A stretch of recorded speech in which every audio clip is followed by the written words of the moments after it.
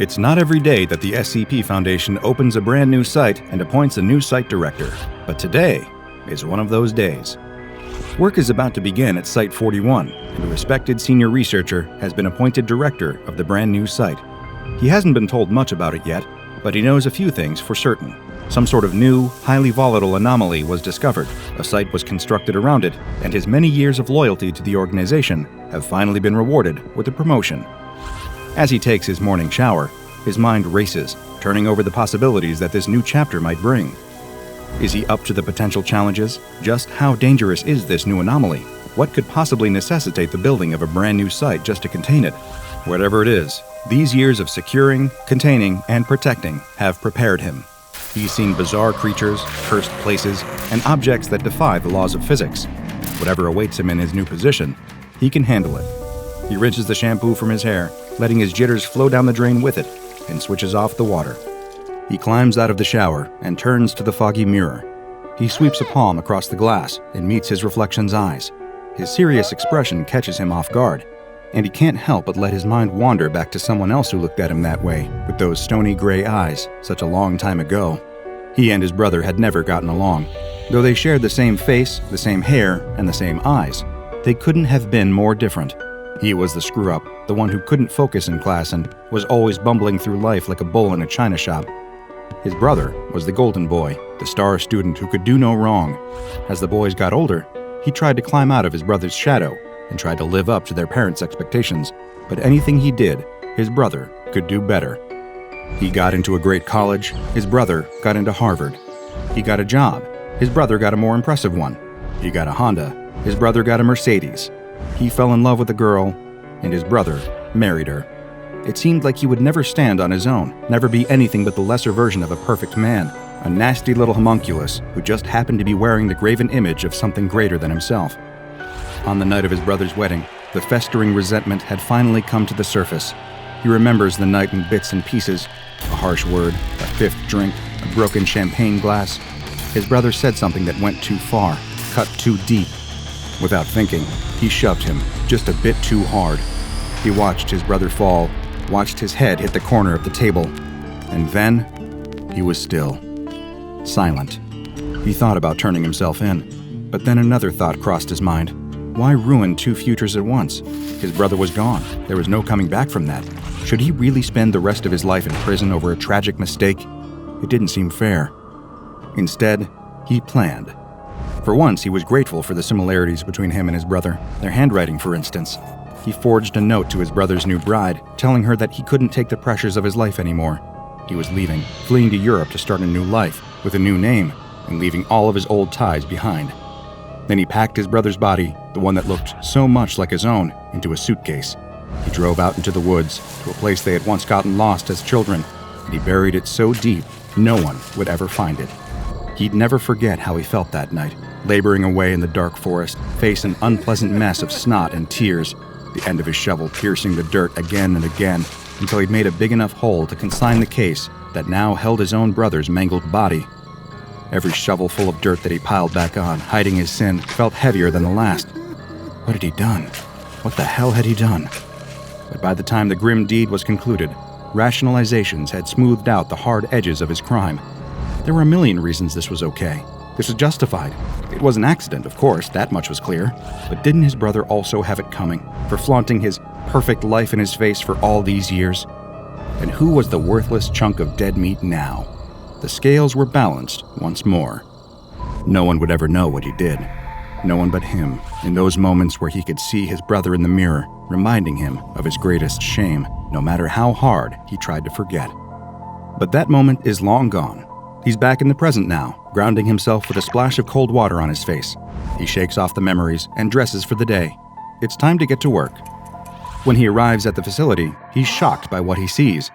It's a castle, grand and imposing, even if the years have not been particularly kind to it. The Foundation did not build this structure, though they've set up shop inside now. His reminiscence has made him late, and he hasn't even had a chance to look over his paperwork yet. But when you're a site director, what does it even matter if you're a little late? You're the boss, the head honcho. The party doesn't start until you walk in. Just the thought of it is enough to make his chest swell with pride. He will have to ask someone to fill him in, an eager subordinate who won't mind going over the basics of the new facility and what they are here to study. Like clockwork, a young assistant researcher scurries up to him, holding a clipboard and practically vibrating with energy. She clearly hasn't been working here long. There's still light behind her eyes. He thinks to himself, "The things you see here will snuff that out soon enough, my dear." The assistant researcher leads him inside the castle, its guts ripped out and replaced with sleek, modern technology. A stone staircase has been swapped out for a row of elevators, marble busts exchanged for security cameras and monitors. They enter one of the elevators, and the assistant presses the button for the lowest possible floor. They are going deep into the bowels of the castle, into the belly of the great beast. With a ding, the doors open, and they step out. The air down here has a peculiar smell, musty and dull, with a sharp metallic tang of dried blood. Along the wall, he can see a row of prison cells, 8 of them to be precise, all shut tight. They're rusted and old. They've been here for quite some time. The Foundation didn't put these here. Of course, he realizes with a sinking feeling in his stomach that he can't quite explain, these cells themselves must be the anomaly he's here to supervise the containment of. He should have read the file before arriving, shouldn't have let himself get distracted. Then he would know what he's walking into. "So here we are," the assistant chirps, startling the man.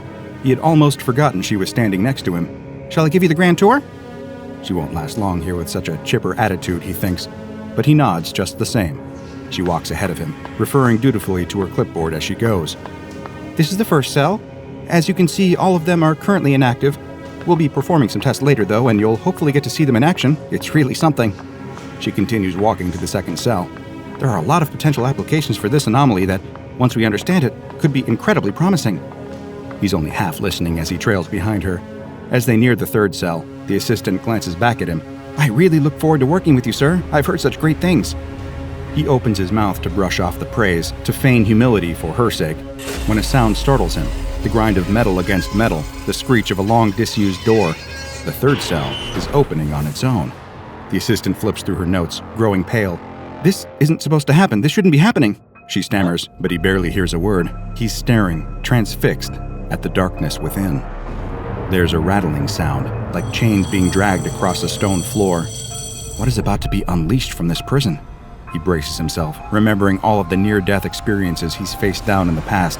Nothing could prepare him for what finally appears. A pair of iron shackles, attached to lengths of chain, shoot out from the shadows, headed right for him. A shackle clamps suddenly around each of his wrists, the cold metal tight enough to cut off the circulation, digging into his skin. Then, an invisible force on the other end of the chains begins to pull. He fights it, the shackles cutting into him as the assistant screams for help, but his efforts are futile. Whatever wants to pull him closer, whatever is trying to lock him away, it's far stronger than he could ever be. The chains yank him inside the cell, and the door slides shut behind him with a crash. He thinks for just a moment that he can see his brother, laughing. Then, he's gone, leaving only an empty cell and a traumatized assistant behind. Sometimes the sins of the past come back to haunt you, and unfortunately for this particular man, there's no statute of limitations when it comes to SCP-567, or The Dungeon. In case the nickname wasn't clear enough, The Dungeon is not the sort of place you would ever want to be confined. SCP-567 is a series of 8 cells located beneath Foundation Site 41. Each cell has a designated number from SCP-567-1 through SCP-567-8. Most of the time, the cells are inactive and indistinguishable from any ordinary prison cell. However, when someone that one of the cells deems to be guilty of a specific offense enters their proximity, the anomalous properties of SCP-567 become abundantly clear. Each cell punishes a specific horrible act.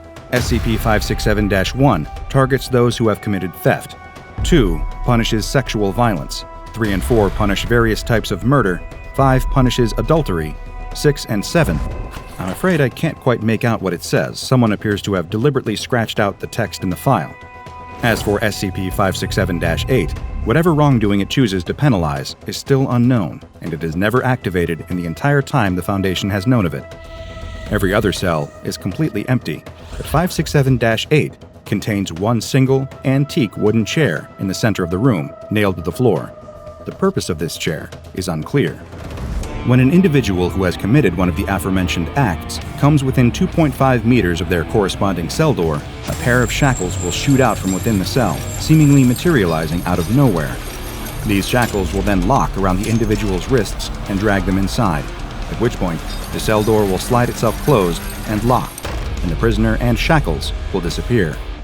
Multiple researchers have compared this anomaly, both in its function and its methodology, to SCP-1002, or Demisers, and SCP-2701, or True Solitary Confinement, which I have discussed at length before.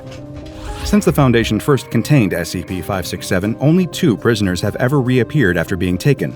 68 hours after he was first placed inside SCP-567-3, D-903912 escaped and was found collapsed on the ground just outside Site-41.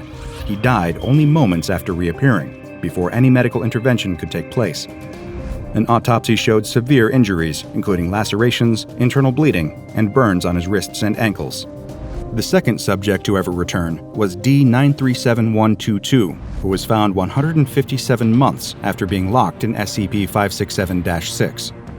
In spite of her injuries, which included head trauma, missing fingers, and the same burn marks on her wrists and ankles, this subject had a great deal more energy and attempted to attack the Foundation personnel that found her. She was subdued by several guards, restrained, and interrogated by an unnamed agent. Thankfully, an audio log of the interview was included in the file, giving us a sense of what transpired. "Please state your name," the agent began. D-937122 did not respond. "Please state your name," they repeated. Again, no response. The agent sighed heavily and changed tactics. "Look, I'm very sorry and I want to help you, but we can't give you medical attention unless you cooperate with us, so please state your name for the record." At long last, the D-Class responded with an intense outburst. "My name? You want to know my name? Screw my name! There is no name, there is no anything! But there is. I escaped. I got the medal off, none of the..." And here the audio was corrupted to the point where I couldn't understand what was being said. After the interference clears, D-937122 could be heard shouting, "I should be free! Let me go!" A struggle followed as she attempted to escape custody. The agent then replied, in an attempt to calm the D-Class down, "I apologize, but now we have the opportunity to..." "Screw your opportunity! There is no opportunity! There's only escape! You called me a monster. Maybe I am one. But the nightmares, they..." She briefly broke down into unintelligible mumbling before returning to normal speech. "Compared to their crimes, I've done nothing wrong. Nothing at all. I haven't done anything wrong. Nothing." At this point, the D-Class became inconsolable, all coherent speech dissolving into sobs. The agent attempted to calm her down, but she remained hysterical. After several moments of sobbing, the D-Class began to gasp, as if she was having difficulty breathing. She clutched her chest and began to go into apparent cardiac arrest. The agent attempted to administer CPR, but it was unsuccessful, and after a few minutes, she was dead. An autopsy was ordered following the interview, which revealed the apparent cause of her death. Her body was covered with tiny punctures, and a toxicology report revealed an unknown poison in her bloodstream. Though only 2 people have ever emerged from SCP-567, they were not the only organic life forms to break out of the dungeon's cells. Every so often, the doors of a cell will open, and an entity will emerge. These creatures are given the designation SCP-567-9, and they are always aggressive. They do not usually match the description of any existing animal, instead appearing to be some sort of undiscovered creature. Once an instance of SCP-567-9 has escaped its cell, it will attempt to leave the dungeon and attack anything that gets in its way. The first instance of SCP-567-9 observed by the Foundation was a 4-limbed creature approximately 2 meters in length. It walked on all 4s, but had human-like hands on its front limbs, complete with opposable thumbs and sophisticated enough mobility to operate machinery. It was highly intelligent and used this intellect to take out 14 Foundation operatives before it was contained. The details of SCP-567-9-2 have been stricken from any official documentation. The only thing I can surmise from the file is that 9 personnel were killed after it appeared, and one of the agents that helped contain it requested and received psychological counseling for what they experienced during the process. So whatever it was he encountered, it wasn't anything good. During a round of routine testing with SCP-567-4, while the cell door was open, an instance of SCP-567-9 appeared, attacking and killing the researcher leading the tests. The entity was not contained, but after 7 casualties, was lured back towards its original cell. At this point, the cell deployed its shackles, and the creature was pulled back inside. The most recent instance of SCP-567-9 emerged when the door to SCP-567-7 opened and closed spontaneously. This was spotted on the CCTV footage, but none of the security monitoring the video could see anything leaving the cell. 2 weeks later, an agent assigned to the dungeon was found dead in his home, still in bed. The circumstances of his death were virtually identical to those attributed to SCP-966, a nightmarish species of creature known as the Sleep Killer, which I've discussed here on the channel before. When the escaped entity was found in Site-41, it was found to resemble an instance of SCP-966, with only a few variations. It was successfully contained, and the on-site security cameras were upgraded to prepare for future anomalies like it. Though many specifics are missing from the file, including the exact appearances of the creature that emerged from the cells, I have deduced one thing. Wherever SCP-567 is transporting those it deems guilty, it is a prison for monsters of all species. Humans are not the only ones it wishes to hold accountable for their crimes. As I was reading about the dungeon and the various tests involving it, a rather morbid question came to mind. What would happen to a test subject guilty of more than one crime? Which cell would claim them? Well, fortunately for my curiosity, and unfortunately for him, one D-Class found out. D-834200 was used as a human test subject during initial studies of SCP-567. He was placed in front of SCP-567-6 and 7. Almost instantly, the cells rattled open, and the shackles shot out to grab him. His left wrist and ankle were ensnared by Cell 6, and his right were trapped by Cell 7. Then, he was pulled into both cells. Well, part of him was at least. How can I best explain his fate without causing too much distress? Have you ever held a wishbone in your hand at a family dinner while your sibling or cousin held the other side, and you both pulled until it broke? It was a bit like that. SCP Foundation Site-41 has been established in the abandoned castle that contains SCP-567 in order to prevent any civilians from coming across it. The entrance to the dungeon is kept sealed at all times, and the doors to each of the cells are monitored via CCTV. If any door is opened without authorization, Task Force Delta 9, also known as HAX, will be deployed to contain the resulting instance of SCP-567-9. If, for any reason, it cannot be contained, the task force is permitted to terminate. In order to prevent the unnecessary loss of any personnel, all applicants to join Task Force Delta 9 must have a clean criminal record, have never committed a crime at all, even at the behest of the Foundation, have a strong dedication to the law, and show loyalty to the social contract and the feelings of others. A robust moral compass is considered a vital qualification to work near SCP-567, lest they become simply one more victim added to its long list of tortured penitents. The Foundation has encountered many anomalies over the years that could pose a danger to the organization itself. SCP-567 is no exception. Untold numbers of Foundation operatives have committed terrible acts in the service of the greater good. They have lied, stolen, and even killed in order to protect and contain the secrets locked away in files and behind heavily guarded walls. A great deal of caution should be used when dealing with the dungeon, no matter how justified a person thinks their past sins might be. After all, there's no chance to plead your innocence, and the very prison that plans to hold you is also the judge, jury, and executioner. The plan had sounded so simple, the thief thinks to himself, one of many thoughts that ring loudly in his panicking brain. He wished he could hit a magic undo button to take everything back from the second it all started to unravel. Anything to reverse what happened to the prisoner. Except, it's too late. The beast lumbering through the dark lab is no longer the person that the thief once knew. It's not even human anymore. And what makes that fact even worse is knowing that it's all his fault. As he hears the heavy step of something more closely resembling a blob than a foot, the thief wishes he'd never found out about that cursed locket. Little more than a few months earlier, the would-be thief isn't quite ready to enact his plan yet. In fact, the idea hasn't even entered his mind and won't until a chance meeting. It's during this time that he's just an average researcher, working in the ranks of the SCP Foundation. Well, as average as someone in that line of work can be, which is to say he's a researcher who doesn't have the power to nullify reality-warping powers around him and is just an ordinary human rather than a talking dog in a lab coat.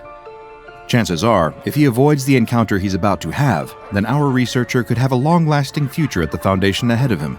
Not as the head of any of the major research departments, of course, more as an upper-middle management type, never really experiencing the safety and fulfillment that comes from making it to the top of the food chain, but still having a few researchers below his station that he can boss around whenever he's having a bad day. That course of action will all be averted, though, when he meets the prisoner.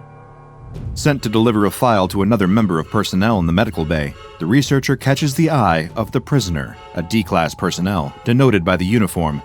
They get to talking, a perfectly innocent conversation. Then, as the days and weeks pass, the two of them see each other again and again. The prisoner never leaves the medical wing, confined to an uncomfortable bed. But despite all the discomfort he's experiencing, conversing with the researcher soon becomes the highlight of his days. It doesn't ease the pain, but it distracts him from it, at least for a few moments. After some time passes, the two's topic of conversation eventually turns to what landed the prisoner on this gurney in the first place. That's when everything changes. The prisoner explains his predicament, and it's quite a sorry story. He's got a terminal illness, and worse, the Foundation gave it to him. They want to test out the capabilities of an anomalous locket that apparently has nearly limitless healing properties. But in order to do so, the Foundation knowingly contaminated the prisoner's bloodstream. Now he's in agony, his cells practically destroying themselves as he approaches the late stages. It's only when he reaches death's door that he'll be brought in for testing with the Locket.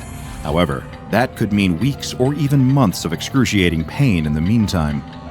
Hearing about all of this makes the researcher start to well up. He's only ever heard rumors of this anomalous Locket and knows that he'd receive disciplinary punishment if he acted against the Foundation. And that would be the best-case scenario. Worst case, he'd probably find himself dosed up with amnestics and left on a sidewalk somewhere. But seeing the prisoner in so much pain, and knowing there was something on site that could help him, the researcher couldn't deny his own sense of empathy. And so, he vows to help. It'd be the kindest, most well-intentioned mistake he'd ever make. It's just a shame that, like they say, the road to hell is paved with good intentions. The thief tries to sneak through the corridors of the facility as naturally as possible. Nobody can know what he's just done, how he's just betrayed the Foundation. It'll cost him his job, his future, his whole life. His trembling fingers grip the cool metal of the Locket as it sits in the bottom of his lab coat pocket. He catches the eye of everyone he walks past, the fear that someone's onto him, thumping in his chest. Does he know? What about her? They look too. What if they found out? With the stolen Locket firmly in his hand and his hand buried in his lab coat, he retraces his steps back towards the medical bay. One good deed for the prisoner. He'd use the Locket to heal him up, then hurry back to the containment case to put it back where it belongs. That's the plan. Seeing the prisoner change before his very eyes somehow isn't the worst part. The formless mass of flesh that his body rapidly reforms into is certainly a horrific sight to behold, but to the thief, who could have just carried on as an uncaring researcher, the worst part is somehow the knowledge that the prisoner is gone. All that's left in his place is the monstrosity. And it's his fault. His good intention hadn't saved the man from his illness at all. Instead, hell is stalking the thief through the medical bay in the form of a terrifying flesh beast. And because no good deed goes unpunished, the unfortunate researcher turned thief doesn't live to see himself disciplined by his superiors at the Foundation. Instead, this newly created flesh beast reaches out and wraps its terrible claw around the researcher's throat. It tosses him across the room the way a child might carelessly throw a doll, and before he can stand, the creature is upon him, tearing into him with all its disgusting new appendages. It's the only ending you can expect when dealing with the Lovecraftian Locket. Jewelry. It's one of humanity's strange little quirks. Nowhere else in the world will you find another species, be it a mammal, an amphibian, a reptile, or otherwise, that finds joy in adorning its body with pieces of metal or precious stones. For some, jewelry is a signifier of wealth and status, and it's been that way for centuries. The crown jewels worn by kings in centuries gone by are just the precursor to someone wasting 6 months of their salary on a Rolex just to show off to their coworkers, who I guarantee aren't as impressed as they might pretend to be. Sorry, Gerald. Of course, in either case, there's nothing inherently special about any of these. They're all just material objects to be bought or sold. But let's say you were to possess a piece of jewelry that was actually special, perhaps even anomalous. Then you can bet that'd set it apart.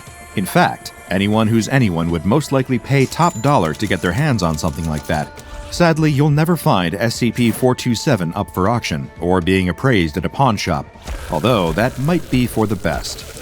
To understand exactly what SCP-427 is, where it came from, and what it can do, you'll need to first become familiar with another pair of anomalies that the SCP Foundation currently has in containment. First and foremost, SCP-500. While the origin of these seemingly mundane little pills isn't known, or is at least kept classified by the Foundation, what they can do has been well documented over the years. SCP-500 is a small plastic container that contains a remaining 47 anomalous red pills. These pills are known to have near instantaneous healing properties, able to not only treat, but outright cure any and all diseases.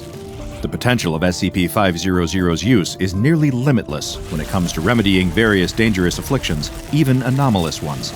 However, the limited number of pills available forces the Foundation to use them as sparingly as possible. They have conducted a number of cross-tests using the SCP-500 pills, particularly for correcting anomalous conditions such as SCP-008, otherwise known colloquially as the zombie plague. Given its name, you can probably imagine what this disease can do. However, a dose of SCP-500 is able to offer a subject infected with SCP-008 a full recovery, even if suffering from the advanced stages of this zombifying disease. Perhaps as a result of seeing how effective SCP-500 was at treating anomalous ailments, one Foundation researcher puts in a request to use one of the pills in an experiment involving a second SCP. This researcher is none other than Dr. Charles Gears, a respected, long-serving, and high-ranking member of Foundation personnel, albeit a man known to have a little trouble when it comes to expressing any sort of emotional response in any given situation. Nonetheless, it is Dr. Gears' suggestion for an SCP-500 cross-testing experiment that, although he has no idea, is inevitably going to lead to the creation of SCP-427. And in order to do so, will involve the use of another anomaly, SCP-914, better known as the Clockworks. SCP-914 is a collection of various clockwork components, a mass of springs, gyros, gears, and cogs, all forming one giant machine with two booths labeled Input and Output, respectively. There is a dial between both of these booths, denoting a number of settings ranging from rough to very fine. The purpose of this clockwork contraption? Well, that's simple. Based on what setting the dial is turned to, SCP-914 will either destroy, dismantle, recreate, or refine any item or being placed within the input booth. And when set to the highest setting, very fine, the item being improved is usually given anomalous properties. So can you guess what Dr. Gears' suggestion was? He puts in a request for one of the SCP-500 pills for testing with SCP-914. Not all requests are approved, given how limited the number of pills are, but knowing what the Clockworks is capable of, and that refining SCP-500 has the potential to create a more effective version of the all-curing red pills, the Foundation higher-ups grant approval for Dr. Gears' request. He's cleared to go ahead with his experiment, and so is given one of the SCP-500 pills to place into the Clockworks input booth. Turning the dial of SCP-914 to the Fine setting, which usually improves an item but rarely adds any anomalous properties to it, Dr. Gears takes a step back to a safe distance as the machine whirs to life. Components start turning and ticking, the Clockworks refining the little red pill it's been given, turning it from just one single dose into, well, not what anyone has been expecting. Dr. Gears perhaps most likely thought that SCP-914 would produce a new, more effective version of the SCP-500 pills. It's hard to see how a pill that cures all diseases could be improved upon, of course, but regardless, what the Clockworks turned that one pill into was perhaps the furthest thing Dr. Gears or anyone else thought they'd get out of this experiment. After the noise of the Clockworks grinding to life dies out, sitting in the output booth is an entirely new object. It's like the machine conjured it from out of thin air and made it brand new out of nowhere. It's not a pill, not even a serum, a topical ointment, or any other form of new and improved wonder drug. It's a locket, a piece of jewelry, an item that will henceforth be classified as SCP-427 once the Foundation learns exactly what this anomalous object can do. Naturally, Dr. Gears is eager to inspect and test out the capabilities of this new anomaly of his own, albeit accidental, creation. The locket itself is quite a beautiful thing, a small metallic sphere made of a polished silver substance decorated with ornate carvings. As quickly becomes evident, the carvings on the surface of SCP-427 don't actually serve any inherent purpose. They just make the locket itself look more like an elegant piece of jewelry. As Dr. Gears and his research team examine the locket, they notice no unusual or abnormal qualities presenting themselves, aside from the anomalous nature of SCP-427's creation. Although that's only as long as the small silver locket remains closed. When it is then opened up for examination purposes, that's when they find something curious inside. Within SCP-427, visible when it's opened up, is a small glowing orb contained in the center of the locket. Worried this orb might be dangerous, Dr. Gears orders an immediate test of the anomalous item's radiation levels, but luckily, it is quickly discovered that the object at its center emits no radiation or energy of any kind beyond the visible light energy that causes it to glow. But having SCP-427 open, that's when something strange happens. One of Dr. Gears' research assistants possessed some rather severe burns on his skin, the result of an accident that occurred when the assistant was a child. However, upon opening SCP-427, it quickly becomes evident that the scarring left behind from the assistant's unfortunate burns have been rapidly healed. Dr. Gears is astounded and instructs another of his colleagues to open up SCP-427. The hand-picked researcher has been suffering with the common cold, sniffling and coughing all over the facility. Normally, a minor infection like that takes between 3 to 10 days to make its way through the immune system and eventually leave. But as the phlegmy researcher stands in the presence of SCP-427 while the locket is open, his cold is rapidly cured in the space of only a few minutes. It is soon determined that the healing properties of SCP-427 are emitted directionally, meaning that someone has to be standing within direct line of sight of the glowing orb at the locket's center. And of course, it doesn't take long for additional testing to take place.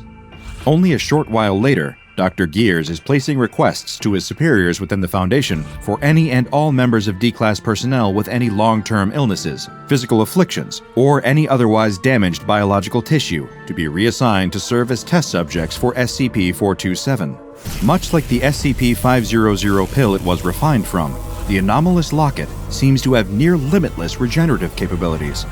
But unlike the little red pills, there is no finite number to worry about. Just stand in line with the glowing orb within, and all that ails you is cured. With an object like SCP-427, the world could truly be healed of all diseases and injury. Illnesses could be removed from human life entirely. Maybe that's Dr. Gears' intention, despite how cold and emotionless he seems. After all, who wouldn't want to heal the world? But, like with a certain thief and a certain prisoner, sometimes the noblest of intentions can lead to some nasty, unforeseen outcomes. The Foundation records don't indicate which was the first experiment with SCP-427 to produce the more undesirable side effect to its anomalous healing capabilities. Although knowing Foundation protocol, it's highly likely the subject of this experiment is a member of D-Class. And it's a safe bet that the outcome of such a disaster is what will give SCP-427 its new ominous nickname, the Lovecraftian Locket. The thing is, SCP-427 doesn't just heal, it improves. As it repairs cellular damage, acting in much the way SCP-500 does when taken orally, the locket also optimizes the natural systems of a person's body. And in one subject in particular, the Foundation soon observes the risks that come with the overuse of SCP-427. We'll call this subject, our mystery member D-Class personnel, the patient. Following exposure to the Lovecraftian Locket, the patient's natural resistance to diseases, toxins, and other dangers to their immune system is increased by 500%. And that's only after 10 minutes of healing time from SCP-427. Better than full immunization against anything and everything. Curious to see how much further the locket can improve a subject's natural resistances, if it even can at all, Dr. Gears and his researchers place the patient within the range of SCP-427's regenerative effect once again. This time, the exposure goes on for an extra 5 minutes, taking the duration up to 15. Monitoring all of the patient's vitals and charting any internal or external bodily change, the research team noticed that the patient seems to be getting stronger. Their muscular system is optimized, as if someone has programmed their body to its peak level of performance. Conducting further testing, Dr. Gears determined that the patient's pain tolerance and overall physical strength shows an increase of between 200 and 300%. Then they try exposing the patient again for over an hour this time, and that's when everything goes wrong. Before the researchers' very eyes, the patient's muscle and flesh start to mutate rapidly and uncontrollably. They shift from a normal human to a thing ripped straight out of a nightmare. What the Foundation scientists are only just realizing, in the most horrific fashion, is that the effects of SCP-427 are cumulative. They stack on top of one another, and continued exposure accelerates the amount of time it takes for the human body to apply the changes granted by the Locket, meaning that after so much exposure to SCP-427, the patient is converting at a rapid rate into a sickening, shapeless mass of tissue until they're not even human anymore, but a terrifying beast of nothing but flesh. These flesh beasts, as the researchers take to calling the creatures thanks to their horrific appearance, quickly prove to be highly aggressive. The security personnel that move in to contain the beast that was once the patient learned this in a quick, brutal fashion, as the newly formed flesh beast attacks the guards on site with messy, fatal results. Drawing their weapons, the surviving security officers open fire at the creature, which shows itself to be highly resistant to conventional firearms. Despite being comprised of flesh, the beast shrugs off bullets like they're little more than minor annoyances. Fortunately for the security personnel who haven't yet been slaughtered, they have a few other less conventional weapons on hand that might just do the trick. It takes a few unsuccessful tries and a lot of wasted ammo, but soon a successful way to neutralize the flesh beast is deployed. It turns out that a sufficient excess of heat, in excess of 2,000 degrees Fahrenheit, is enough to cause the flesh beast's bodily mass to combust. Given how aggressive the creatures are towards Foundation personnel during subsequent intentional attempts to recreate them, Dr. Gears and his fellow researchers can't gauge exactly how intelligent the flesh beasts are.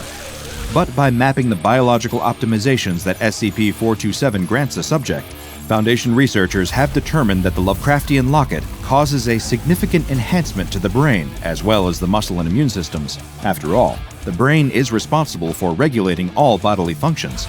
This means that the intelligence levels of a fully transformed flesh beast could exceed that of the average human. For now, despite the risks of mutation, SCP-427 is used as a partial replacement for the SCP-500 pills, given their limited number. While the Locket is able to cure any ailment that the pills can, total exposure time must be recorded, as the optimizations granted by SCP-427 are cumulative in all subjects. Given the potentially adverse side effects of continued SCP-427 use, only medical staff with a Class 3 clearance level are permitted to handle or use the Lovecraftian Locket. The O5 Council deems this to be an acceptable risk, and should anyone show any signs of sufficient mutations, they are to be terminated before they transform into a flesh beast. Any instances of a full mutation, now referred to as SCP-427-1, are to be killed immediately through means of incineration, since they are considered too aggressive to communicate with or experiment on. On second thought, perhaps I was a little too harsh on the Rolexes earlier. The Foundation field agent lays in the dirt, an iron spear sticking out of his chest. Not long after, a Foundation scientist screams and writhes on the ground, his face burnt by corrosive chemicals. Down in the depths of a dark, filthy cave tunnel, several mobile task force agents lay in a trap, pierced by homemade punji sticks, as deadly forces amass their numbers in a hidden place below. All of these members of Foundation personnel have been brought to their knees by an anomaly you'd never forget. The year is 2014, and researchers at the League for the Protection of Birds have started to notice a troubling trend in the area around Lake Grenouillot. The population of birds there appears to be sharply declining. Investigations into this phenomenon determine that this decline is due to a dramatic drop in the local insect, worm, and slug populations, which have previously served as the birds' food source. At this point, as the bird enthusiasts are left scratching their heads, the unusual ecological change attracts the attention of embedded SCP Foundation agents. Field agents Michel Duvarier and André Molin are promptly dispatched to the forest around the lake. The two agents, disguised as hunters to roam the area without attracting suspicion, take up temporary residence in a wooden cabin. The first 3 days pass without incident, and Agent Molin is becoming restless by the third night. He didn't expect his first field mission to involve quite so much birdwatching and taking lovely but boring nature walks. Meanwhile, Duvalier has made peace with the mission, content with the opportunity to take a break from the near-death experiences that so frequently plague her line of work. She's happy to kick back on the cabin's porch and delight in the sight of the occasional owl. As for the disappearing birds and insects, she'd just as soon believe it was climate change. Not everything is anomalous all the time, after all. As the two agents sit on the porch, they suddenly spot a few members of the League for the Protection of Birds and one of their vans. That, in and of itself, isn't that unusual, but they also spot something crawling toward the van, clutching an iron-tipped spear. Agent Moulin can scarcely believe his eyes, but sure enough, there is a 1.5-meter-tall frog person, dressed in a dark green uniform, brandishing a weapon. Uncertain of the situation and eager to evaluate it further before making a move, the two agents remain where they are, watching as the frog creature pokes at the empty van with its spear.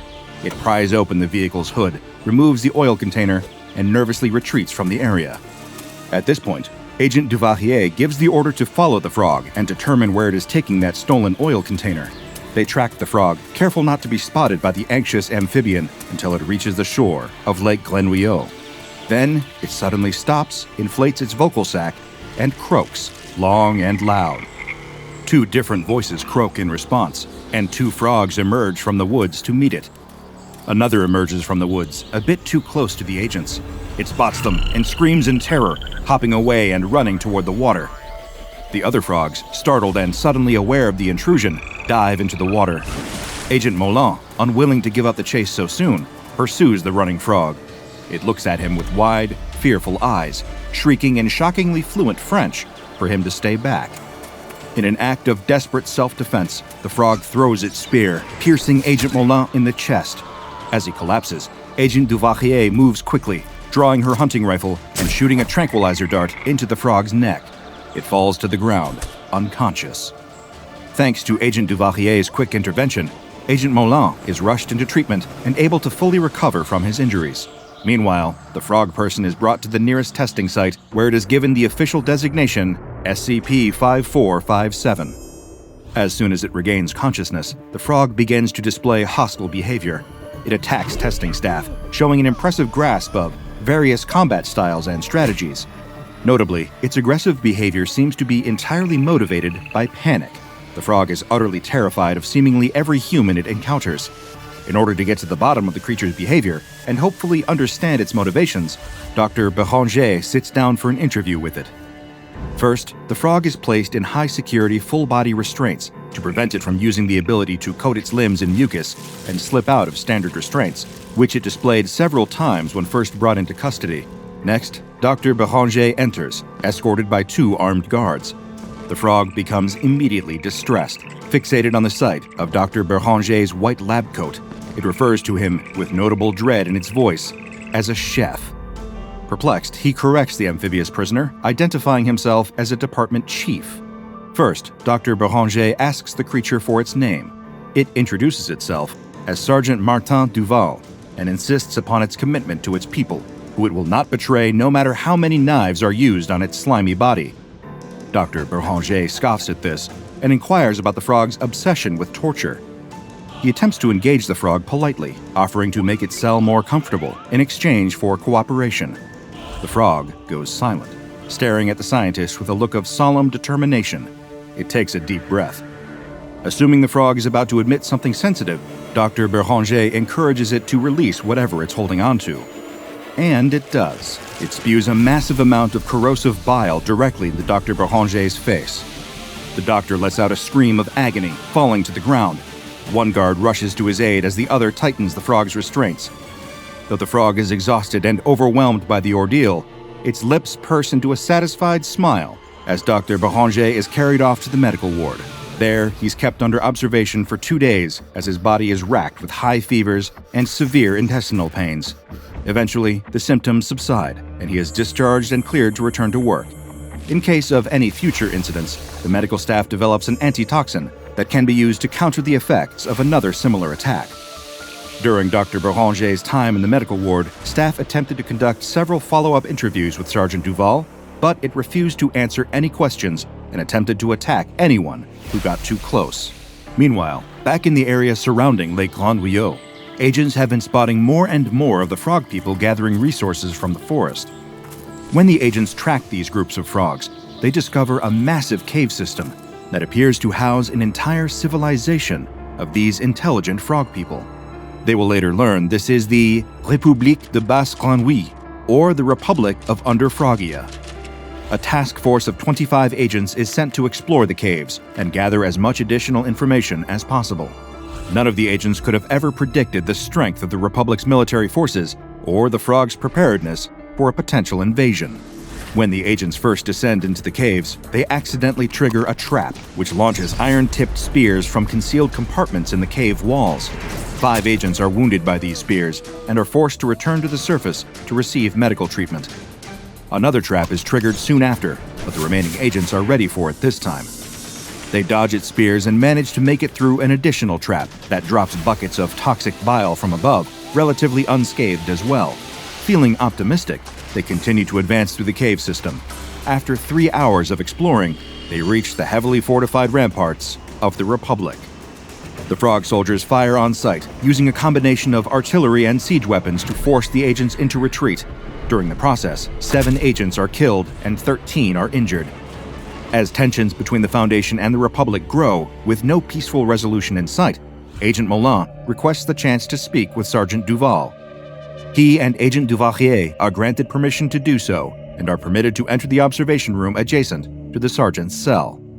The frog is shocked by the sight of Agent Moulin, whom it believes it has killed. Much to Moulin's shock, the frog believes that he has come here to eat it in an act of revenge for it nearly killing him. Agent Duvalier presses this matter, demanding to know why the frog is so convinced that it will be eaten. Is it because you're a frog and we're French? Is that really all there is to it? The frog admits that it is as simple as that. We've seen what you do to those like us. We know what you've done to us. Why do you think we hide from you? Agent Duvalier is shocked. She doesn't really enjoy frogs' legs at all and doesn't consider them to be an especially popular ingredient. As for Agent Moulin, he's a vegetarian. They attempt to steer Sergeant Duval toward the subject of his homeland, which they have now discovered. He is horrified by this news, assuming that his people are doomed to a gruesome, butter-basted fate. Duvalier and Moulin attempt to convince the frog to cooperate to get the rest of the Republic to cooperate. The Foundation can't leave the Republic alone now that it knows a frog army is living beneath France. Either peace must be established, or the potential threat must be neutralized. The 2 agents offer Martin a deal. If it wants to help its people, it can cooperate with the Foundation and help them make non-violent contact with Under-Frogia. Martin is not a frog who takes such things lightly and spends the next 4 days deliberating over the Foundation's offer.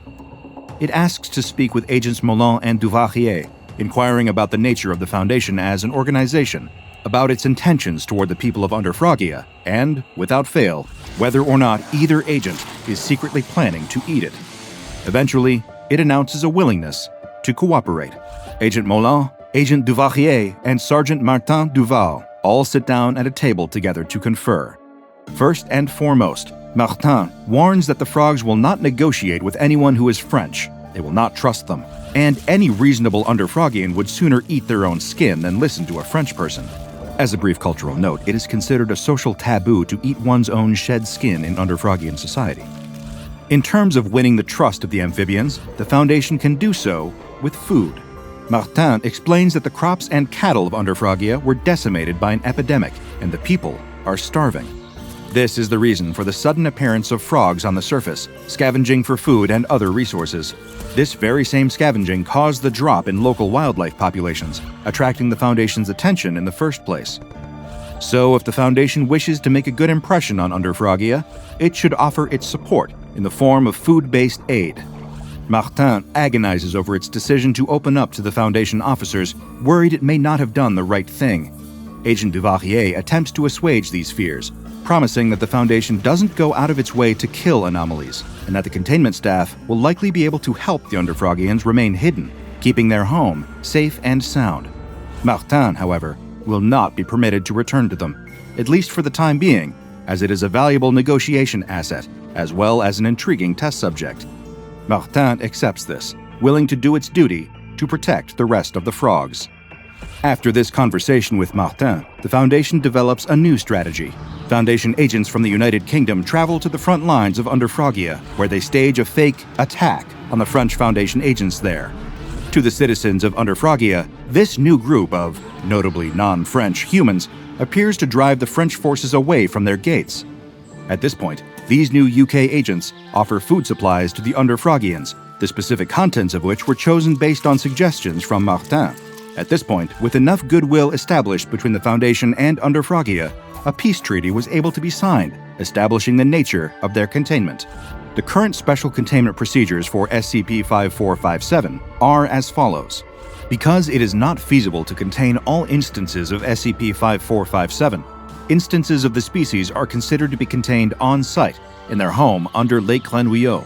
The Foundation is responsible for regulating tourism and research in the area, in order to prevent any civilians from discovering the Republic of Under-Frogia. Food, materials for the manufacture of common goods, and other necessary supplies are to be regularly delivered to Under-Frogia by the Foundation. This will prevent the frogs from needing to conduct any expeditions to the surface, allowing them to remain hidden. In addition to these material resources, security consultants and other necessary aid will be given to SCP-5457 in order to aid them in their quest to conceal their existence from humanity at large. No French personnel are permitted to interact with SCP-5457, and during these interactions, personnel are instructed to make frequent references to the popularity of frogs in French cuisine. The more afraid the frogs are of the French, the less likely they are to attempt to escape containment. A healthy fear of the French and their supposed desire to eat frogs helps keep Under-Frogia hidden. If the Foundation must artificially stoke the flames of that fear, then so be it.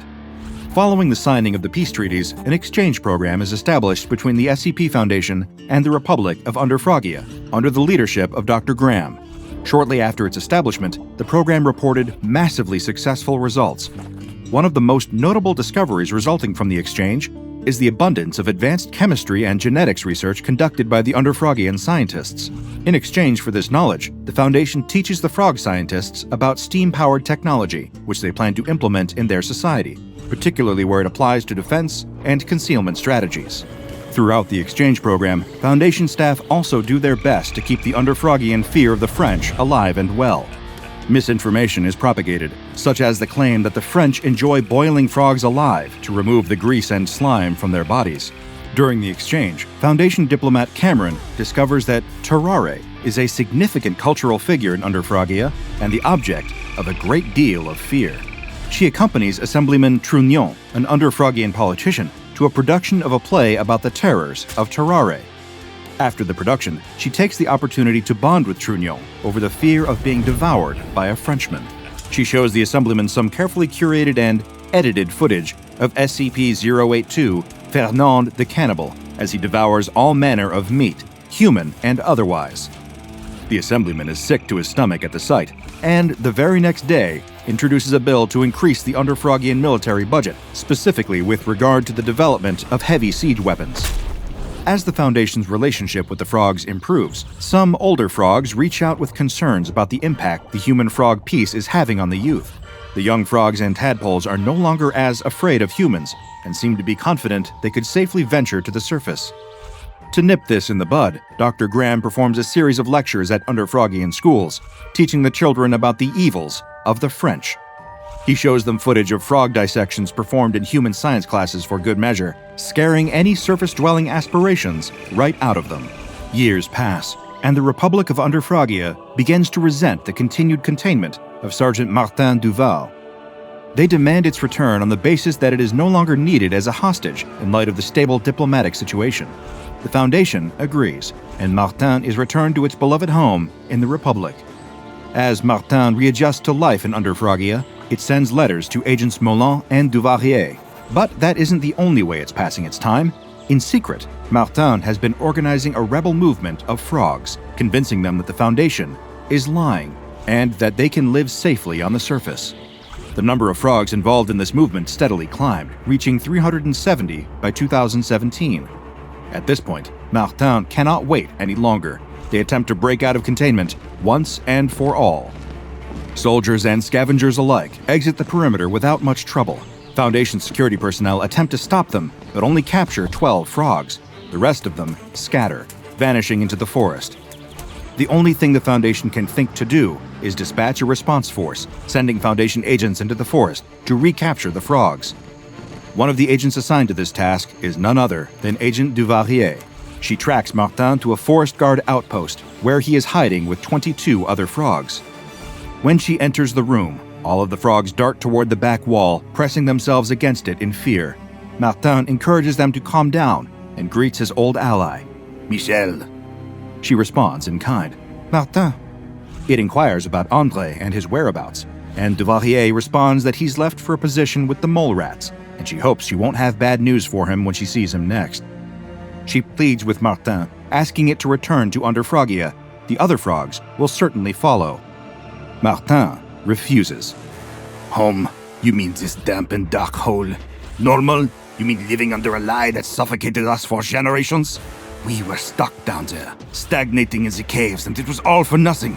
That's what I told them. Showed them that we could live on the surface. It's amazing here. We can feel the sun on our faces, the wind on our pores, drink fresh and natural water. So, no, Michel. At this point, Martin croaks loudly, signaling all nearby frogs. Agent Duvalier steps outside to find frogs exiting the woods, surrounding her location. Martin steps outside after her, moving to block her path. She draws her weapon, aiming it at the frog she had begun to consider a friend. You can't hide here. People will find you. They'll freak out. Sure, Martin responds. But it's not like they'll eat us. She pleads with Martin, begging the frog to retreat, to not force her to do something they will both regret. Martin refuses. A frog soldier has its duty, and this is Martin's duty for the people of Under-Frogia. Martin promises that it will never back down. Agent Duvalier turns, surveying her surroundings. There are hundreds of frogs watching, waiting to see what happens next. Martin continues. In time, all of us will conquer our fears, and we will become examples for the rest of the people of Under-Frogia. We'll show them that there's no reason to fear the Frenchmen, just like I am showing them that I do not fear you. My people will live free from terror. Agent Duvalier takes a deep, long breath. Tears sting her eyes as she prepares to do something she once promised she would never do. She steadies her aim. She opens her mouth. She tries not to think about what her duty now requires. Days later, Agent Duvalier writes a formal request to Site Director Verne. It reads as follows. Director Verne, I understand that I need my full memories for the Ethics Committee hearing tomorrow. After all, I have to be able to provide the full account of what happened. But whatever the verdict may be, I am formally requesting to go under amnestic treatment after the conclusion of the hearing. I won't need those memories anymore. I really want to forget the taste. Sincerely, Agent Michel Duvalier. Duty can be the force that propels us, that helps us fight for the greater good. But it can also drive us to do truly terrible things. You know, I've never had very much interest in trying frogs' legs. Now, after looking into the details of SCP-5457 and the horrors they faced, I can say that my small amount of interest has been reduced to zero. It's best to leave things be, I find. As they say, let sleeping dogs lie. And let sentient frogs with an intricate societal structure and an understanding as well as fear of their own mortality, well, live. It began in the trenches, where Albert was cleaning and loading his M1917 Enfield, exhausted, racked by the terrible things he'd seen, friends and allies killed and eaten by rats in wet puddles, men trapped in the loops of barbed wire in no man's land, shot but not dead, screaming and wheezing as they sunk into the mud, whole crowds of soldiers going over the top, only to be mown down by German machine gun fire. The war had squeezed the humanity out of everyone. What had once been the idyllic fields of France had become the world's largest industrial slaughterhouse. Albert shuddered, thinking of his dear Gloria back home, no doubt worrying about him, writing letters, looking out the window every night. No matter the horrors he sees and experiences out here, he knows that he needs to come back. He can't be one of the millions left dead in the French mud. That's when he heard the yelling and running up over the edge of the trench behind him. A team of German infantrymen taking advantage of a lull in security. The raids on the trenches were the absolute worst. If you didn't catch them and shoot them down in no man's land, they'd be in the trenches with you, shoving a ragged bayonet into your belly, turning you into rat food. No, not him. Not today. Albert racked around into his Enfield and scrambled up, leaning over the top and scanning across the battlefield. But he couldn't see anything. Just an empty battlefield, shrouded in barbed wire and fog. Then what had he heard out there? Before he can find an answer, a sniper's bullet finds him, firing from across the battlefield, zipping through fog and barbed wire, and connecting with his forehead. Albert's body would never be returned home, just like so many others.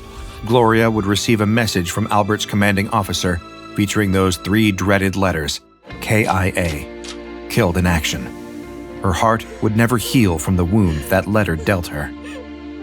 A year of grieving, wearing black, of days spent half in bed, of feeling the loneliness and absence in her every waking moment, the laughs not shared, the conversations not had. Everywhere she walked, she felt as though she carried an empty space with her. And that's how she ended up outside the door of The Spiritualist, a small business in the nook of a larger Gothic complex in deepest New Jersey. She just had no idea how deep into the world of spirits her strange little journey would take her. A thin man with a black suit and a mustache led her into the dour but well-furnished room. It wasn't exactly what Gloria had expected from a spiritualist. She imagined an old woman with a black veil behind a long table, with the milky cataracts of someone who sees more in the spirit world than they do in this one.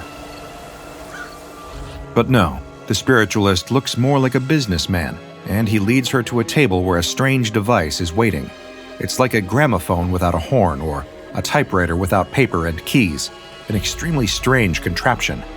But the spiritualist gives her the instructions to turn on the device and tells her to simply call him back in when she'd said what she needs to say. The spiritualist left, and Gloria turned on the machine.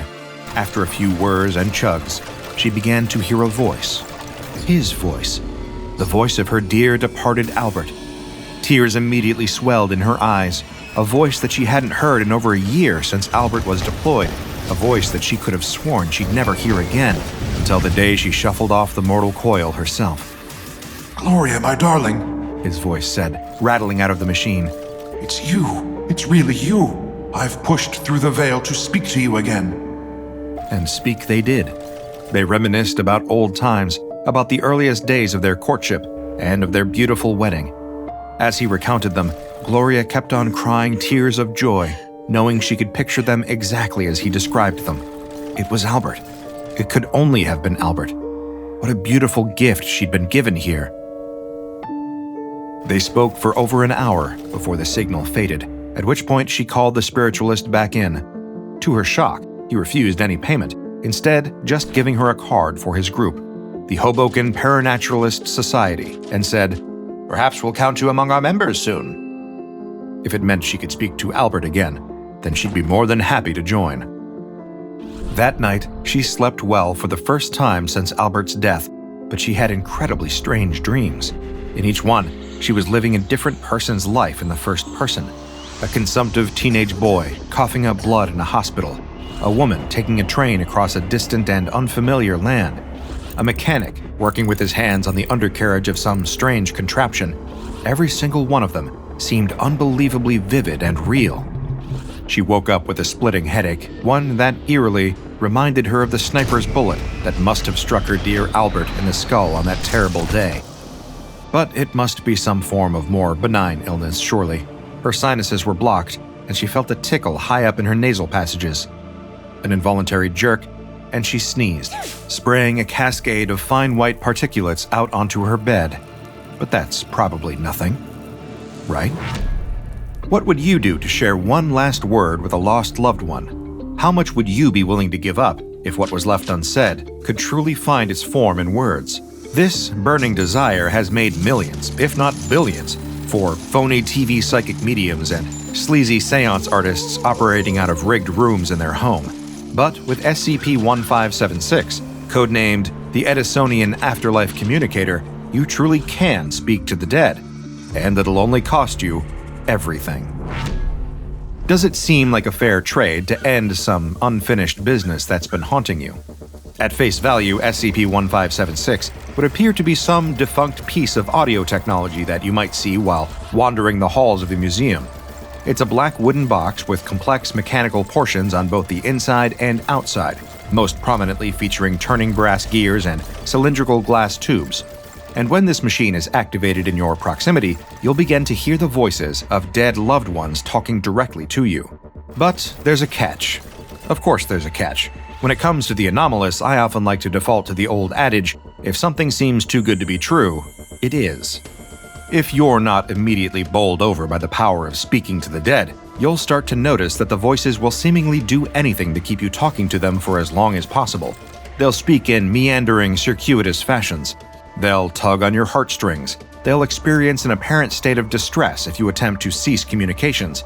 But if you listen closely and read between the lines, you'll notice that certain little things are amiss.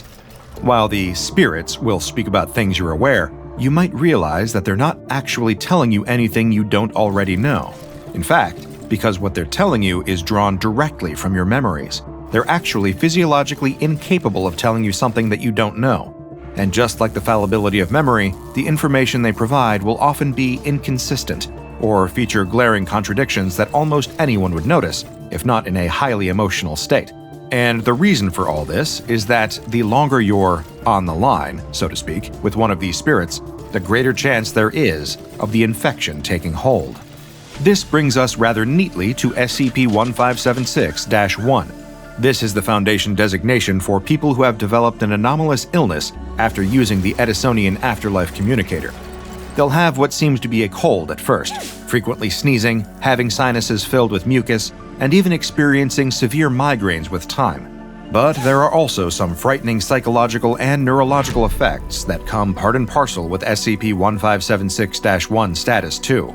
These subjects will appear to have a reduced mental capacity, unusual dreams, and even experiencing memories from other SCP-1576-1 instances. Naturally, after obtaining the device, the Foundation decided to conduct tests on some members of D-Class personnel. The following is one of the recorded experiences of those D-Classes following the onset of the SCP-1576-1 symptoms. The first thing I saw was the stars. I remembered seeing them overhead, lying on an old convertible in a field. I was a girl there, young. We were both young. He moved closer to me as the stars danced above. I didn't see anything after that. It was like people in my head were changing a projector to a new slide. There was one that looked like it was from the 40s. This time I was a completely different guy. He was old and decrepit. I could feel his bones pulling against the muscle as he walked, holding him back. He had a hickory cane that he gripped, so hard it left an imprint in his palm. There was a diner, and I went in. The lady smiled at me and took me to a 2-seat booth. I ate alone. This is where things get considerably more disturbing, if talking to the dead and anomalous illnesses weren't already disturbing enough for you. People suffering from the SCP-1576-1 illness will experience the slow dissolution of their cranial tissue. This will gather as a mucus-like substance in their sinus cavities, forcing them to sneeze it out. In a sick recreation of childhood rumors, you are, in a sense, literally sneezing your brains out. And the Foundation soon discovered that the communicator itself is not the only vector for infection. Just like with a normal cold, inhaling any of the particulates of cranial tissue, okay, that part isn't normal, sneezed out by one of these subjects will lead to infection. And concerningly, it has a much higher infection success rate than many of the non-anomalous diseases that spread in this fashion. It was actually a proliferation of the SCP-1576-1 illness recorded in medical literature as an inexplicable spike in mental illness cases that first led the Foundation to discovering this device in Menlo Park, New Jersey, USA. It was in the possession of the Hoboken Paranaturalist Society Occultist Group, a local fringe group of parapsychology enthusiasts who were using the extraordinary effects of the device to recruit new members. Hoboken is, of course, also famous for originating the controversial squat cobbler style of niche artistic video, also known as Full Moon Moon Pie, Boston Cream Splat, and Simple Simon the Ass Man, but that's a story for another investigation. The investigation became a bizarre rabbit hole from there. as though everything that had happened so far wasn't already strange and disconcerting enough. Under interrogation, the members of the Hoboken Paranaturalist Society claimed that the machine had been given to them by famous and infamous American inventor Thomas Alva Edison. Of course, the Foundation was skeptical of the claim at first, until they discovered a sheaf of documents inside the Society's headquarters that validated many of their claims about the machine. And it wasn't just Edison that was involved. Correspondences regarding the machine also implicated Henry Sinclair, the first Earl of Orkney, who was also legendarily believed to be one of the first outsiders to set foot on American soil. And of course, Henry Ford, who helped popularize both the automobile and anti-Semitism across the United States. There were several other key figures involved too, but Foundation clearance levels don't permit me to share their names here. My apologies. What I can share are some of the snippets of these correspondences appended to the file, which shed some interesting light on the circumstances of the device's creation. One reads, "The theory we have is that the human brain is made of tinier people, each a little part of the consciousness. When we're healthy, they're getting along, but we get sick when they disagree. They're very tribal, fighting whenever they disagree and letting the winners call the shots. We die when they have a long fight, keeping us from operating. Then they part ways and go to form some other mind. If we get the same people in the same room, we can recreate a dead..." It cuts off abruptly there. It's certainly an interesting theory, one that would compare certain other neurological operating theories proposed by renowned neuroscientist SpongeBob SquarePants. It's no secret that genius is not absolute. Someone who shows incredible aptitude in one area may not be able to apply that intelligence holistically. One look at Neil deGrasse Tyson's social media feeds should be enough to prove this fact. But that still doesn't feel as truly bizarre as knowing several captains of American industry believed that the human brain is a committee of other tiny consciousnesses. But what's even more bizarre than that is, what if, in this case, they're right? The next snippet we have indicates at the beginning of the end for the potential of SCP-1576 as a truly useful tool for communicating with the beyond. It reads, "The colds are only a side effect. Clarence says he'll be returning to work soon." And we all know how that turns out, don't we? And the most telling and, frankly, downright apocalyptic result was revealed in the next note that the Foundation was able to extract from the files of the Hoboken Paranaturalist Society. We've had to revise the theory. Little people don't have to be in the mind to leave. Sometimes they can go early and take things like memory and the brain's ability to function. They stay organized and go by themselves. This is our fault. We showed them what they really are. For anyone still somewhat confused as to what this means, allow me to explain, though be warned that my explanation is unlikely to bring you any kind of comfort. In essence, in creating this machine, the inventors gave the tiny consciousnesses that make up the human mind a degree of self-awareness, particularly those freed from a body that is already dead.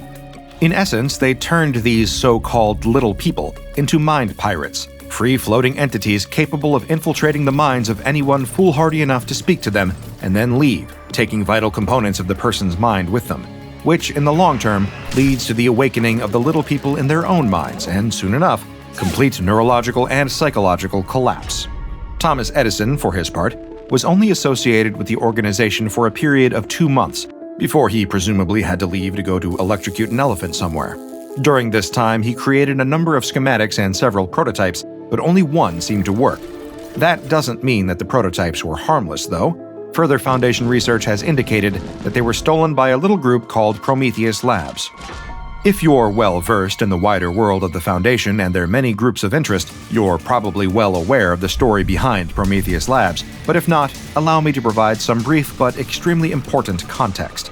Prior to their dissolution in 1998, they were one of the most powerful rivals to the Foundation as a for-profit anomalous conglomerate that specialized in producing technology with an anomalous bent, some of which was so effective that it's still in use by the Foundation today.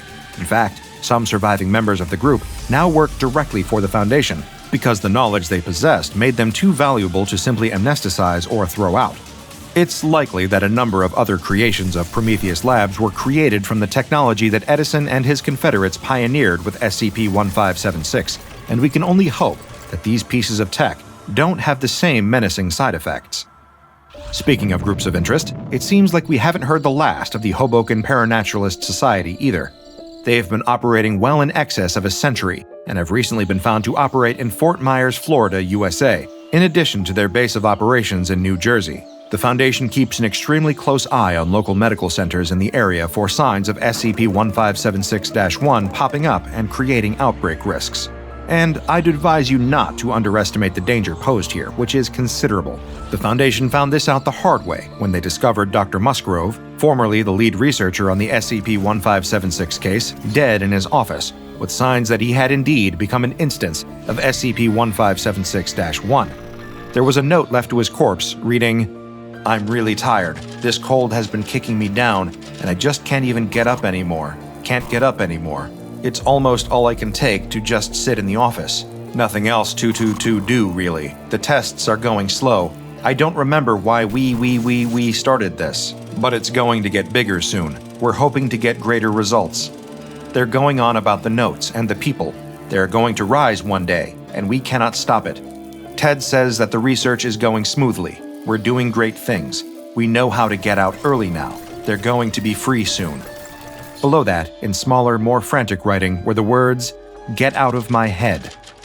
While SCP-1576 is an inert object, the unpredictable nature of the anomalous infection has earned it the Euclid containment class out of an abundance of well-justified caution.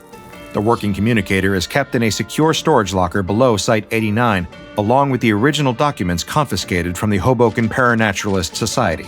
Copies of these documents are stored in the archives of Site-77 as a backup in case anything compromised the integrity of the originals. People infected with the SCP-1576-1 condition are held in hermetically sealed humanoid containment chambers with all the ventilation and plumbing systems disconnected in order to minimize the risk of the infection spreading. The chambers are always sealed from the outside, with an airlock that can disinfect any staff coming in or out of the room. People who become SCP-1576-1 only typically survive 1 to 4 months in that state, and when they expire, their bodies are incinerated, followed by a comprehensive disinfection of the chamber. When no trace of the prior detainee remains, it will then be used to store another instance until hopefully the day that comes that none remain. And of course, Foundation field agents embedded in the medical field are to pay special attention to patients being administered to medical centers in Edison, New Jersey and Fort Myers, Florida, for anyone who seems like they may fit the profile for SCP-1576-1. If any are found, the area is to be locked down and the subject detained, followed by testing of everyone in the area to make sure that they remain uninfected. The cover story for this will be that the Foundation personnel are actually members of the CDC investigating a new form of highly contagious meningitis. Breaking the barrier between life and death is one of humanity's greatest obsessions. We want to know that the consciousnesses of our loved ones continue on in some form, and many of us hope that death will not be the end of our own existences either. But the horrifying effects of anomalies like SCP-1576 go a ways to proving the old Pet Cemetery maxim, sometimes dead is better. Long arm stretch! The words ricocheted through the air. Suddenly, a gloved hand smashed through the bank's brick wall, sending shards of stone and dust flying through the air. The sound echoed in the narrow streets, momentarily drowning out the city's usual hum. It plunged deeper, breaking through another barrier, and then, bam, right into the vault. The hand grabbed a bag of cash, heavy with promise, and pulled back, vanishing into the wild chaos outside. The robber, cloaked in black, sprinted down the street, chomping on gum. The city buzzed around him, sirens blaring as the police jumped into action. He darted through a sea of people and honking cars, narrowly missed a mom with a stroller and a guy on a bike. "Stop! Police!" came the shouts, but the robber just kept going, his footsteps pounding in time with the sirens, an adrenaline-fueled race for survival. Each step was a risky game of dodge, avoiding the law right on his tail. People gasped, their eyes wide, caught between shock and fascination, like they were watching a bad action movie.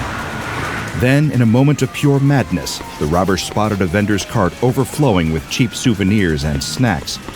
With a leap that felt almost superheroic, he soared over the cart, feeling that brief thrill of flight. But just as he landed, disaster struck. Something was wrong. He wanted to cough, but found he couldn't. There was something caught in his throat, his chewing gum.